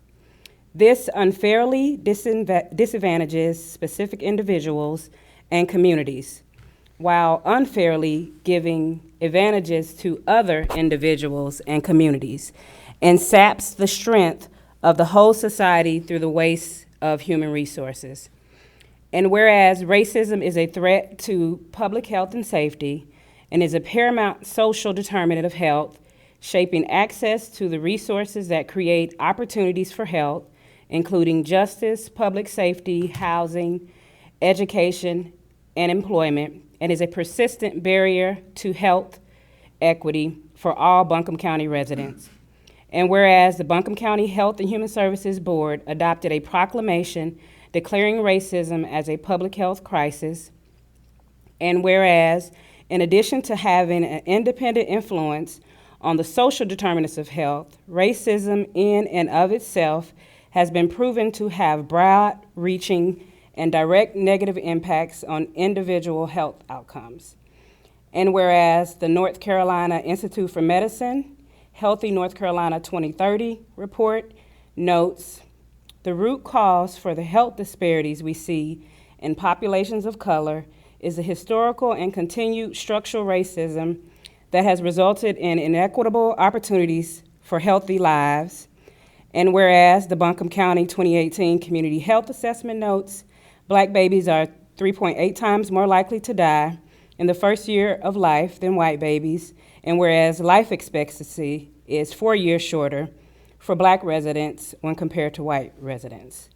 And whereas the Buncombe County Justice Resource Advisory Council adopted a proclamation declaring racism a public safety emergency, and whereas in November 2018, the American Health Association declared law enforcement violence a public health problem, urging governments and law enforcement agencies to review policies that can lead to disproportionate violence against marginalized populations.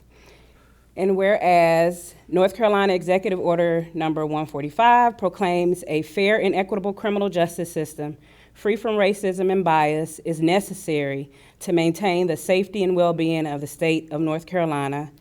And whereas Chief Justice Sherry Beasley declares disparities that exist as a result of policies and institutions, racism and prejudice have remained stubbornly fixed and resistant to change.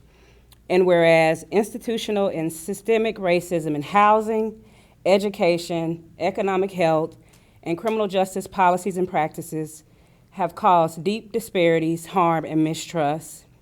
In 2019, Black American residents in Buncombe County make up 6.3% of the population, 25% of the jail population, and 69% of gun violence victims. And whereas in Buncombe County, 20.64% of white homeowners experience housing cost burden, while 39.4% of Black homeowners experience cost burden. Similarly, in our county, 12% of white children compared to 24% of Black children, and 40% of Hispanic children live in poverty. And whereas the Buncombe County Board of Commissioners 2020 through 2025 strategic plan identifies equity as a foundational focus with a commitment to systems, policies, programs, and practices that supports and integrates equity and an organizational culture that embraces diversity and inclusion. And whereas the county manager has established a cross-departmental equity and inclusion staff work group to design, coordinate, and organize a community-informed equity action plan that includes an equity data governance collaborative to collect, monitor, evaluate, and publicly display relevant data. Now therefore be it resolved that we, the Buncombe County Board of Commissioners, assert that racism is a public health and safety crisis affecting our entire county and should be treated with the urgency and funding of a public health and safety emergency. Looking at racism in this way offers policymakers, county management, criminal justice stakeholders, health officials, and others an opportunity to analyze data and discuss how to dismantle or change problematic institutions. Buncombe County will seek to promote racial equity through policies approved by the Board of Commissioners and will encourage other local, state, and national entities to recognize racism as a public health and safety crisis as well. I don't know how y'all do that. Ooh, that was long. So I just want to take any feedback that you all have. If you have thoughts, reflection, feedback, questions, we'll take any of that. I'd just like to, first of all, thank the members of the HHS board, including Commissioner Edwards, the folks who are here, and the members of JRAC, who I'm honored to serve with, and the county staff who've worked on both of the resolutions that have now passed and the drafting of this. This feels like a strong statement that ties together a lot of the work that's happened. So just as a starting point in our discussion, wanted to share that perspective.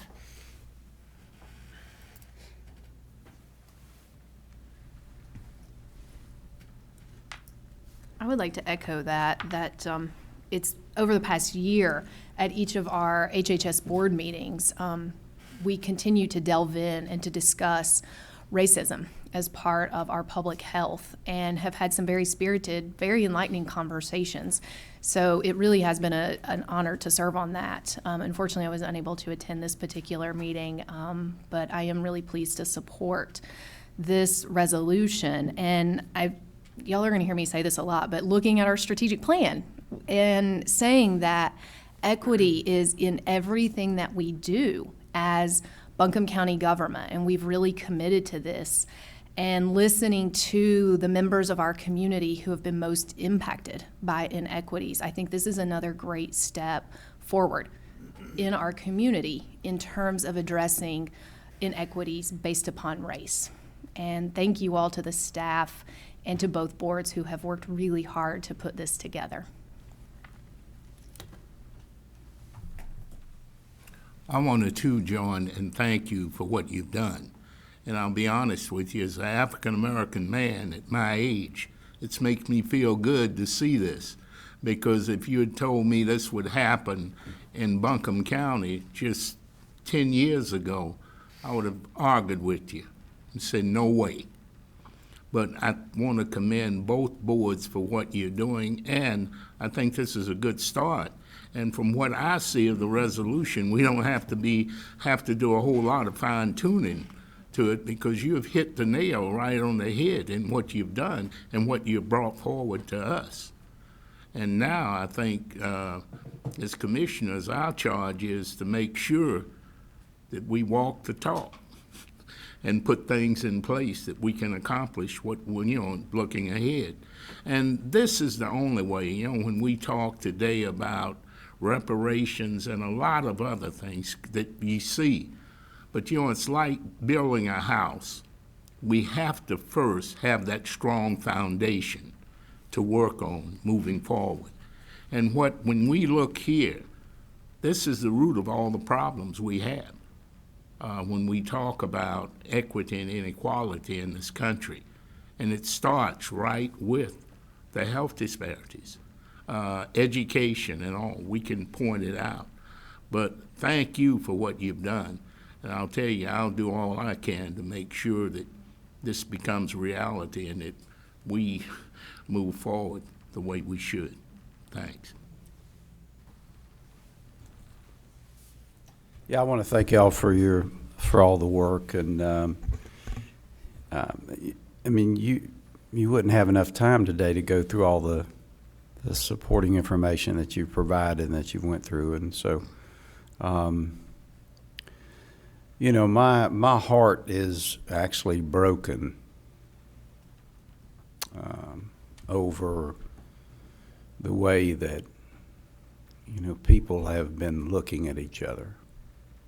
And I think that anything that we can do as a government to say that that's not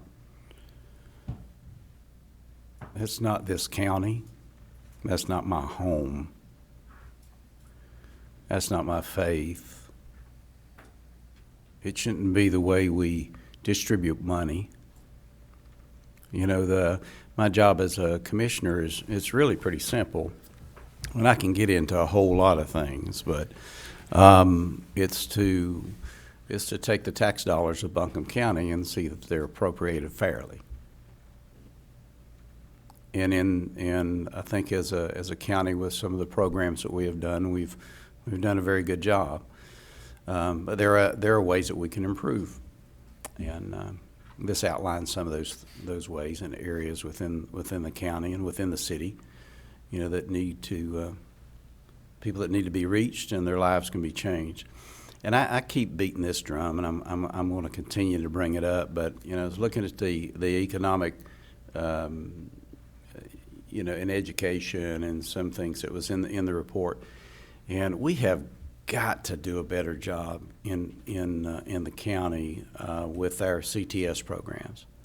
I mean, there are great jobs available right out of high school in Buncombe County, and we have got to bring all the families that sit around the table and wonder how their child is going to, go to this school or make this amount of money or buy a house or a car. And we have got to bring that availability and get that message out to people of color in Buncombe County and to everyone. I mean, it's a gym, and there's a lot of businesses that are that manufacturers that are hire people right out of high school. And so I want to get off of that soapbox, but we really have got to have an increased strategy, and I believe it can also help in the marginalized populations in Buncombe County too. So, but a lot of hard work. That's a long proclamation. That's what resolution. That's why it's tough to read. And but anyhow, I thank y'all for all your work. And but what we got to do is see, we can talk about all this, okay? But you don't fix areas in the county that are struggling unless it's on a line item. That's what we do. We invest. So, and it's got to be done specifically. I think it's got to be done surgically. It can't be just throw money into some kind of something that feels really good. It's strategic.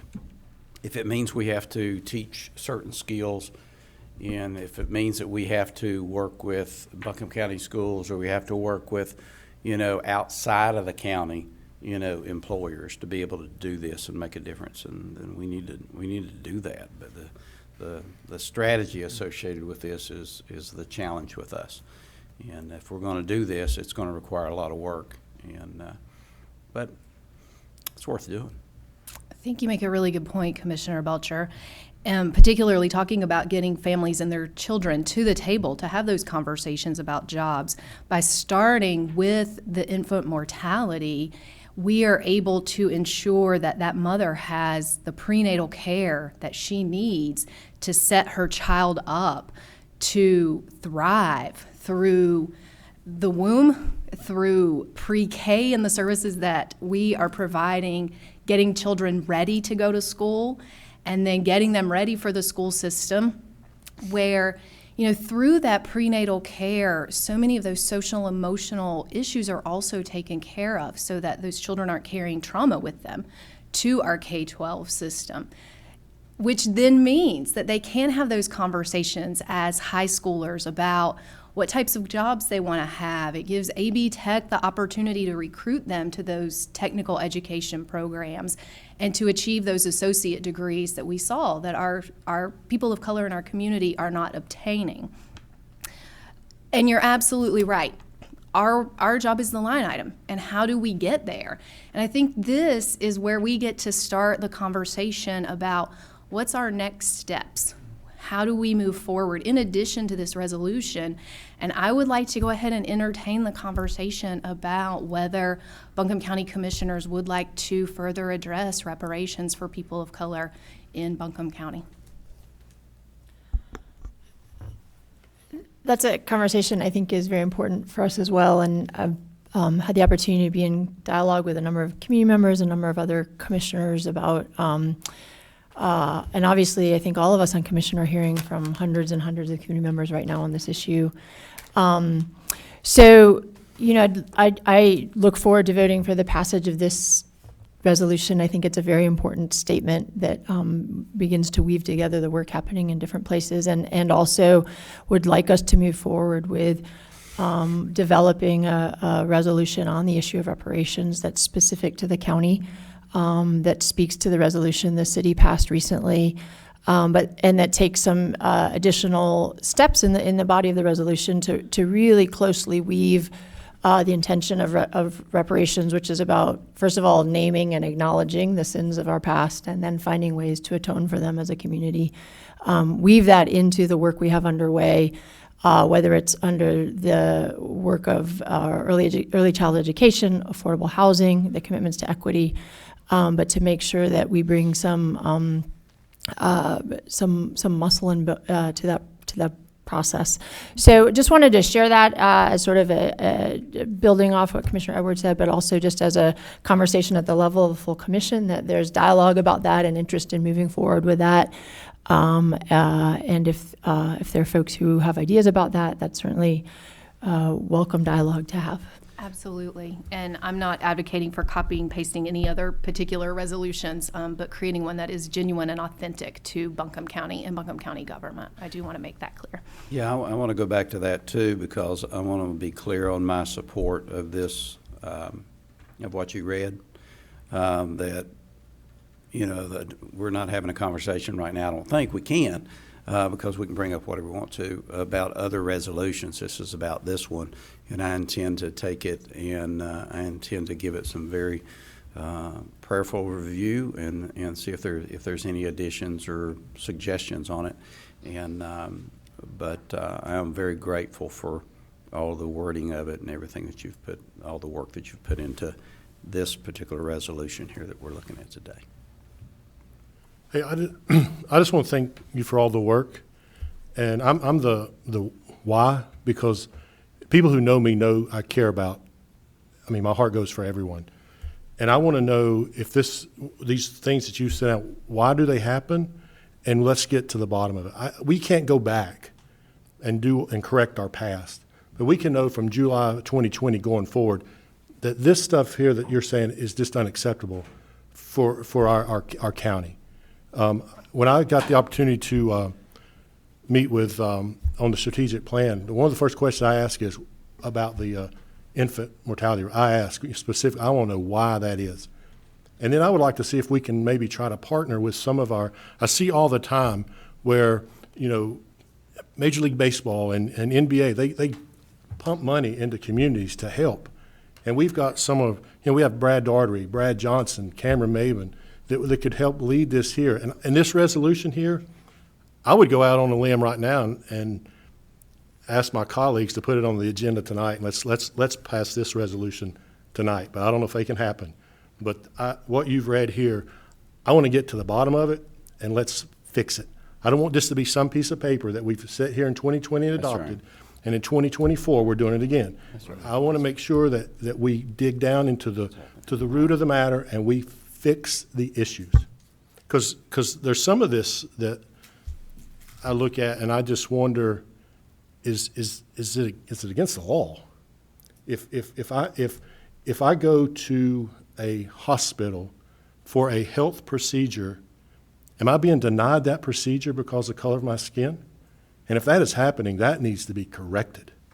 But this resolution here, I would support putting it on the agenda at 5 o'clock and voting on it tonight. But I'll leave that up to my other 6 colleagues. Any other comments from commissioners? Okay. So we need to move on to the COVID item that we still have on the agenda. But before we do that, I just also want to say thanks to all the folks who have worked to bring this forward. You know, I think that you know, these are issues that people have been concerned about a long time. These aren't new issues. But when we look at, and there's been a lot of important work done that's made a really positive difference in the lives of individuals and life in the community. But when we look out and we look at the reality of where our community's at, where these disparities are at in health and education, you know, there are, for all the good things that have happened in our country, the percentage of African Americans who own their own home is no better now than it was in the 1960s. You know, that's terrible. We look at our community, which is, you know, really a community made up of small businesses primarily. And we look at the percentage of minority-owned businesses in Buncombe County, and it's just, it's terrible. For having such an entrepreneurial community that we have, it's not okay. But I think that, I know that the effort around this resolution and this conversation started, you know, quite a while ago, but it's, you know, it's arrived to us, I think, at a time that's very fortuitous, in that, you know, I don't think change happens evenly across time. You know, I think there are times when communities and countries are ready to make bigger changes, and I think that we have entered into one of those times now as it relates to these concerns. So I'm looking forward to supporting this resolution as well. I am also open to the discussion about a county consideration of a community reparations policy as well.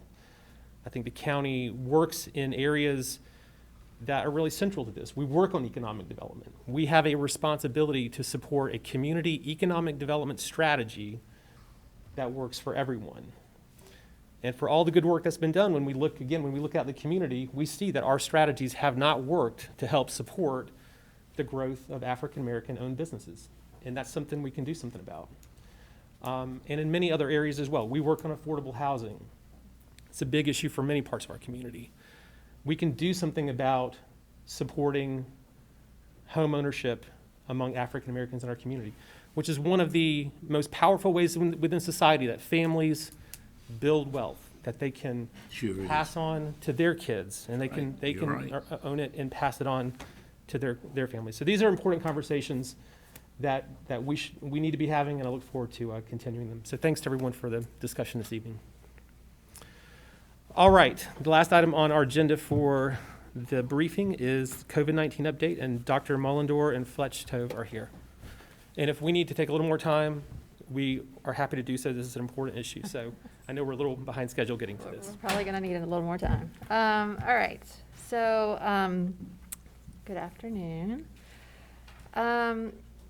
So I wish I had good news to report, but unfortunately, we are definitely in the acceleration phase of the COVID-19 pandemic, where the number of cases are increasing, not just in Buncombe County, but across the state and across the Southeast and other parts of the country. And so I'm going to show you today what you see today. The maps are actually from the state dashboard.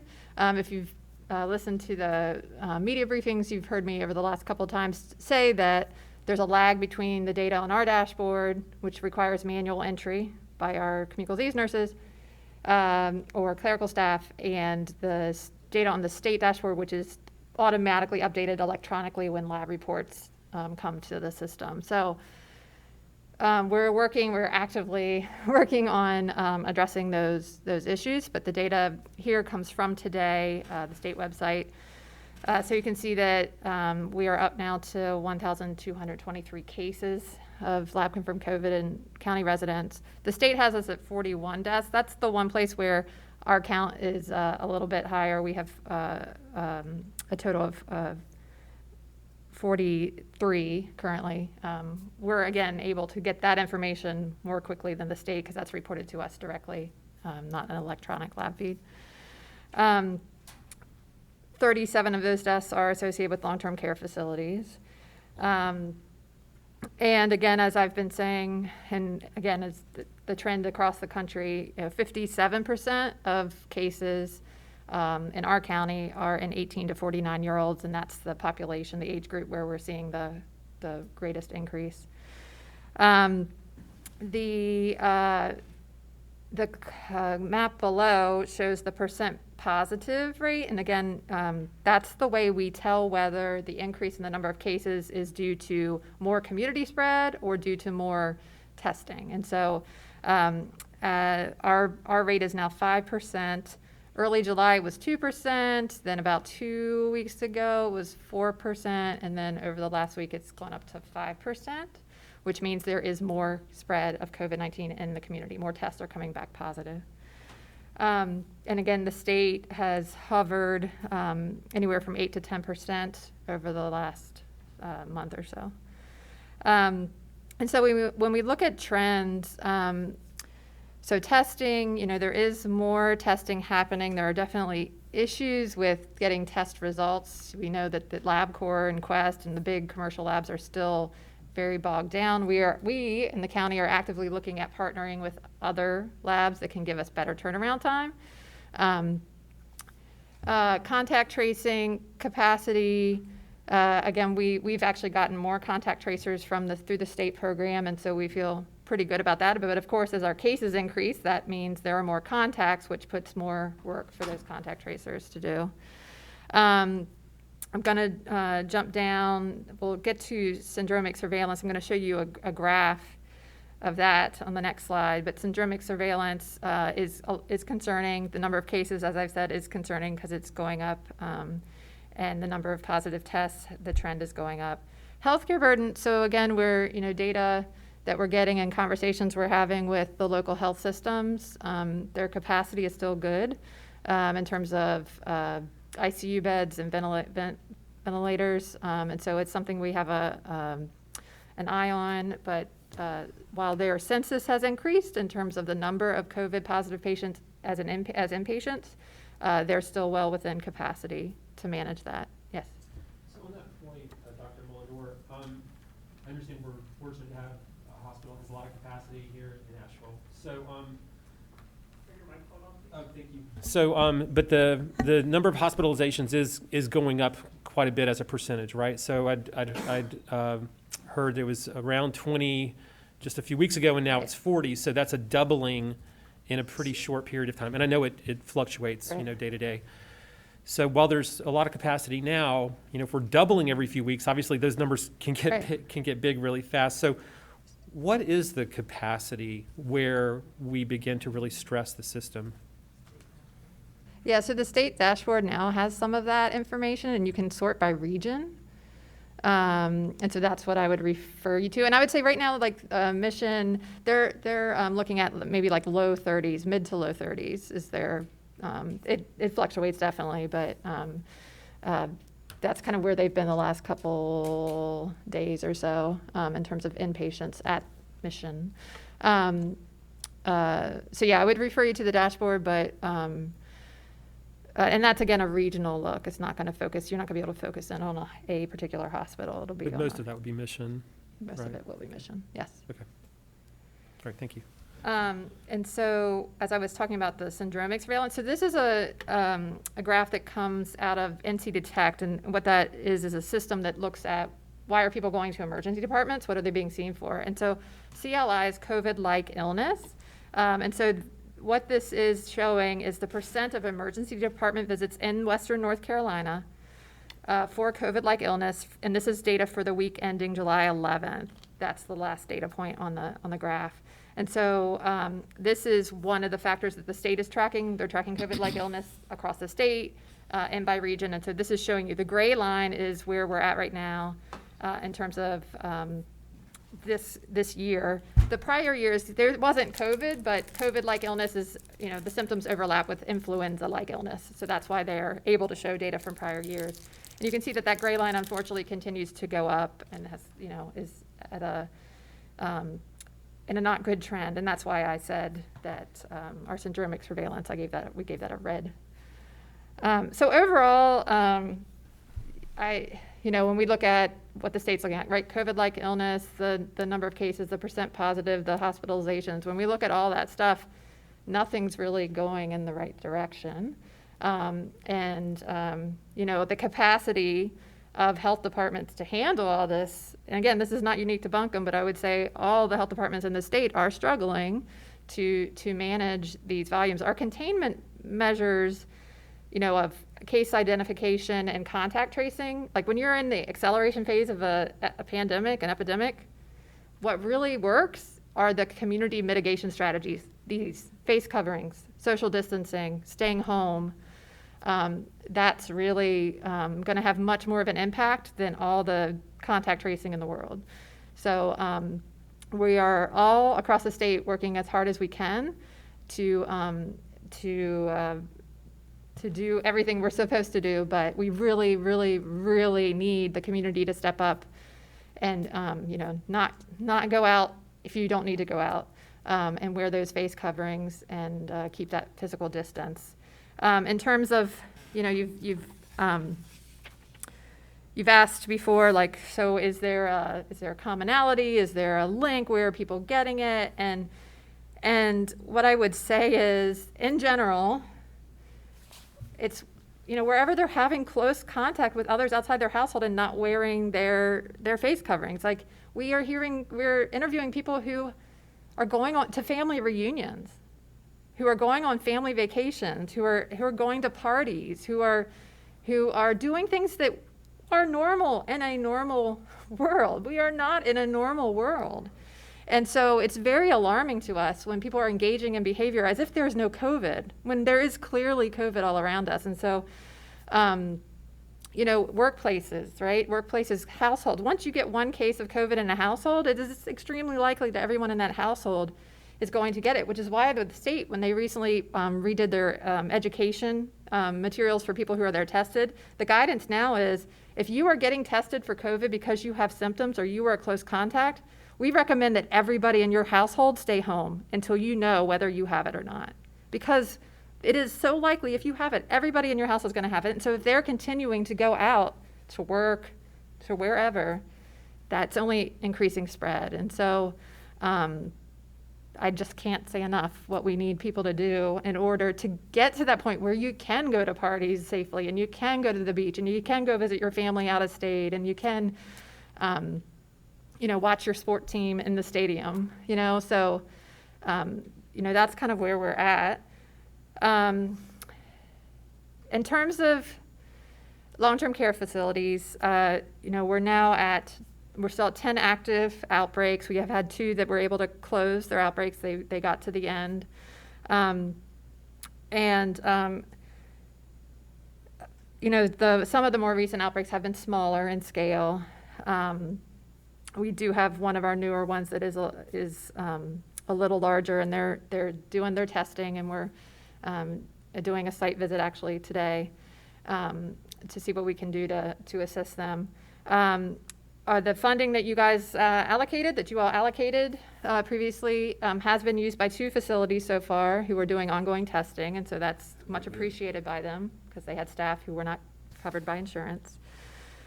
And so 168 tests so far have been done out of the 4. We purchased 400 right now. And so we're monitoring that. 12 of the 19 skilled nursing facilities so far have done baseline testing. We have 4 that are scheduled for testing through the state initiative, through CVS Omni Health. And so 4 facilities we are aware of are having testing the end of July through early August. More of those facilities will be scheduled. And then 7 of our 16 adult care homes have done baseline testing, and we're again working with them to see how we can get them doing testing. Community testing. So that's the big thing that has been we've been working through recently. So the community testing sites, we have been, we've set up 3 sites across the county, Sundays, Tuesdays, and Thursdays. And turnout has been huge at these facilities. I know Commissioner Penland can speak to the Swananoa Ingalls and the backup of traffic on Highway 70. So the volume has been huge. We've to the point that we've had to turn people away because there's only so many specimens that you can fit in a freezer in order to get to the lab. And so we're running, it's having to allocate enough supplies to make sure you have. The other issue is that our community partner, our clinical partner, due to staffing issues and storage capacity, is no longer able to continue with the testing. And so we are at a turning point right now where we are having to figure out what are we doing. I've reached out to other clinical partners in the area, and some have prior obligations for testing and aren't able to help at this time. And so I've talked with other health departments across the state about how are they doing community testing. And so some have hospital systems or health systems at federally qualified health centers who are able to do the testing. Some health departments are actually doing community testing. It's a huge investment of staff and time. And so I was talking with Avril earlier, trying to figure out where do we go from here, and is this something that we take on because if we can find no clinical partner to do this, but it's going to take more staff than what we have currently in order to manage the registration of patients. The other thing we're running into testing sites is that because of the nature of the drive-through, it's really hard to like screen people while they're in line and say who deserves testing, who meets criteria, who doesn't. And so again, this is not unique to us, but across the state, people aren't getting turned away for testing. And so that what that means is some people are probably getting testing that don't meet criteria.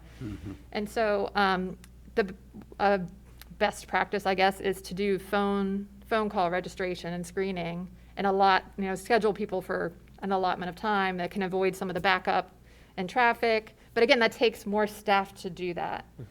And then again, putting them into your system, processing the labs, getting them to the lab partner, and then handling the results. And so I guess what I'm here today is to figure out where we want to go as a county with regard to community testing. And Commissioners, I'll jump in briefly on this. Today is when we learned that our community partner cannot go forward with us anymore. So we don't have a proposal for you tonight. We do have some funds available through whether it's CRF funds or some of our prior allocations. So we would want to understand if you want us to continue community testing, then give us that directive and we'll go back and look at a proposal of what we can do. Maybe it's 1 day a week, 2 days a week. Well, I know we talked to Guilford County and they have 60 staff members doing their community testing. I don't know that we need to go that big, but what would it look like for us if you decide that we want to continue doing the free community testing? We do know that Range is still doing it, Mercy Urgent Care. Yeah, Mayhec. I mean, we still have And community Mayhec. partners, Mission My Care Now is doing that, but for the massive, like where ideally where people who don't have the ability to go to their healthcare provider, or maybe where they don't, that extra cost of the telehealth visit that is required when you go to like an urgent care or a Mayhec, for people who don't have another option. So we still want to be in the space, but we really wanted to get your perspective on. Well, my concern would be that whatever we do is that we're making sure that we're, that we're testing people that should be tested, and we're testing, first Buncombe County residents. And that we could get through with the screening process, Yeah, right? because, I mean, I can't imagine what y'all are dealing with, because if we just announce, okay, y'all come on, Yeah. which is basically what we did. And so with no screening, I mean, Yeah. it's got to be frustrating. And it's a little hard. I mean, so part of me, we know that there are a lot of people who live outside of Buncombe who work in Buncombe, right? And so there is some part of me that's like, well, if you work in Buncombe and you spend a lot of time here, we kind of want to know what's going on. Yeah, that's probably cool. But yeah, there's a way. The only way we can figure that out is screening them ahead of time. Yeah, if you was doing screening, I mean, and my only point was just that, we're making sure we're testing Yeah. who we need to test. And certainly that would be a population we'd want to test too, so. Right. But,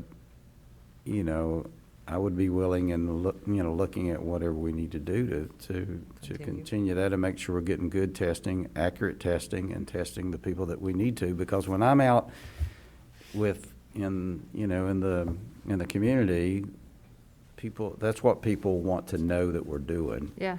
That we're actually testing people, we're doing it the right way, we're getting accurate testing, and Yeah. but I'm seeing a whole lot of people wearing these things. I know. The governor's mandate helps a lot, I think. Yeah, it helps. But I think it's, But yeah, I'll tell more you what, people see you want me more to tell you people, what, right? I'll tell you what helped. What? Is the word got out that people were getting sick. And that's what helped. That's what makes you go, okay, and so, I mean, I've seen in the last couple of weeks, really everybody take it more seriously. I have, as far as the larger groups and,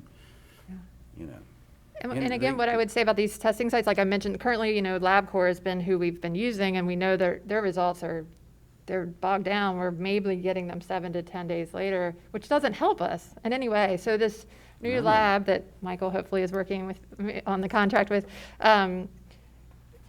we can get results within 48 hours. Like, that's golden. That will help us so much. So that's really promising. To answer your question, Ms. Pender, I would echo Commissioner Belcher and would support a pretty aggressive approach on our part. I know this is not one of the traditional roles of a county, but as you say, nothing is normal about right now.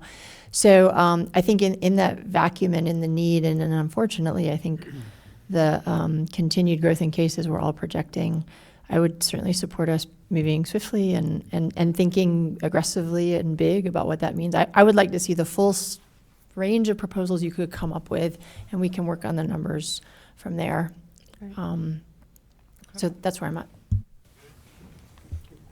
I want to echo that as well. I spent last Tuesday on the side of the road directing traffic at the testing, and there was a lot of people. But the question I've got, because it kind of gets bogged down, and I was wondering if we could put something online. But what you're talking about is go ahead and screening these, and then saying, then you come to this testing site, because I counted at least 10 automobiles that from another state. I mean, I counted all the way 2 times in Colorado, the 2 different cars. Now they could be rental cars here but we set these up there to go out and make sure that we get those who can't maybe afford to go to one of the urgent cares, and to get those folks that, just, hey, you're feeling sick, but I hope we can continue this. I would hate to see this, because I can tell you, when we had to close last week, I got the lashing of my life because we ran out of tests, and I thought, oh my goodness. So I want to at least try to keep this going no matter how we have to do it, and I'll volunteer to help in any way I can. So. Thank you.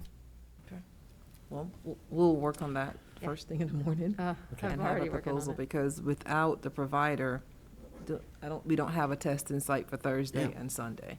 So this week, that's right. So this week it's only the one we did today. So we won't have anything, so we need to get it quickly. And we might not have anything this week, but starting next week or so, we'll try to ramp that up and have something available for the community within the next week. Okay, great. We look forward to it. So you'll send that out over email. We'll look at it. Just keep us posted on what support you need from us. Perfect. Thank you. All right. I think that's it. I mean, can't remember what was on my slide, but I think that's it. Dr. Muller, I have one more Yes. question. Yes, sir. So I know in that Schools, yes. questionnaire, that people fill out, it calls for symptoms. Yes. Are we tracking any asymptomatic when those people come in? So do we know of the almost not over 1,000 they've done, at least in Swannanoa? Yeah. Do we know what percentage was asymptomatic? I don't have that in my head, but, Okay. and that we would don't show- have all the results back yet either. That's the other Well, thing. I got a phone call yesterday that called me to ask me who the source at the fire department. Said it was your guys that was down there testing. I know it wasn't us testing. So I told them to call the health department. Yeah, so the other thing I just wanted to touch base with schools, where clearly we're actively working with the school systems to try to figure everything out and prepare.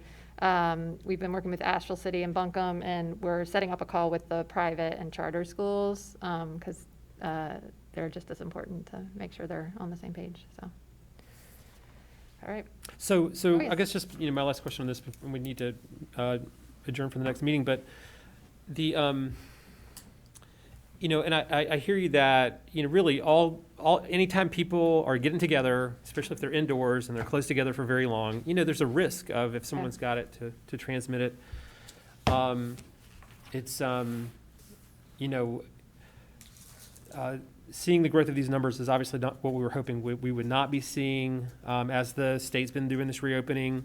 I mean, part of what's even more concerning is that as much as our numbers have grown, we're still among the lowest in the state, right? So the rest of the state, in terms of the urban counties, tend to have higher percentages of transmission. And then our neighboring states have even more than North Carolina, right? So as much as this growth has happened here, I guess part of what we're fortunate for is that, at least relatively speaking, we were building off a smaller base than they were already high, and now they're going way up. So I'll look at the information, but as we go forward, I think we're just also going to continue to want to, hear from our health officials about what do we need to do. Right. I mean, we're not at some kind of breaking point right now, but if we do need to take other policies, we need to put them in place before we get to there, because once you get there, it's things don't happen overnight. So I just, I think we probably all hear a lot of concerns about folks coming into the region from these neighboring states, which are the hotspots of not just the country, of the world right now, right? So I would ask our staff to the extent that we can, suss out that what are the big drivers of this big increase. Like, we want to understand that. Like, when the reopenings processes started several weeks ago, these numbers have gone up, right? So is it the restaurants? Is it, just, Yeah. and I know it's pervasive, but. Yeah, and sometimes it's hard to really tease it out because sometimes if you've done one thing, you've done many other 10 things. that day. Right? And so it's really hard to say this is That's right. where you got it. I'm sure, yes, I'm Yeah. sure we will never know any of Yeah. this precisely, but just to the extent that as we move into this and learn and, I hope we don't get to that point. Nobody wants to see any kind of restrictions on commercial activity, community activity. It's been so much pain, but at the same time, we do ultimately have to preserve our healthcare capacity. And I think we all want to see our schools go back into operation with all the different protections they're going to have, but I think common sense tells us that's going to be a driver too, right? There's just no way around the fact that that won't contribute to it. It's safe, even if we do it as safely as we possibly can. We're talking about getting people together periodically, even though it's at lower numbers than traditionally it would be. So I just ask that you keep us posted, and we welcome your input on what we need to do to make sure we get through this until hopefully we have a vaccine at the end of this year, or some other treatments that will be effective. But so anyway, thank you for the update, and we look forward to hearing further. Thank you. All right, commissioners, any other questions this time? So commissioners, before we break, I did see that our newest employee walked into the room, which would be Dr. Hurin. You approved him as our EMS medical director, and I don't know if he's going to be here at 5, so I wanted to let you know that he was here with us. All right, welcome. We're so glad to have you on the team. All right, commission, let's adjourn for 10 minutes, and then we'll reconvene for our regular meeting.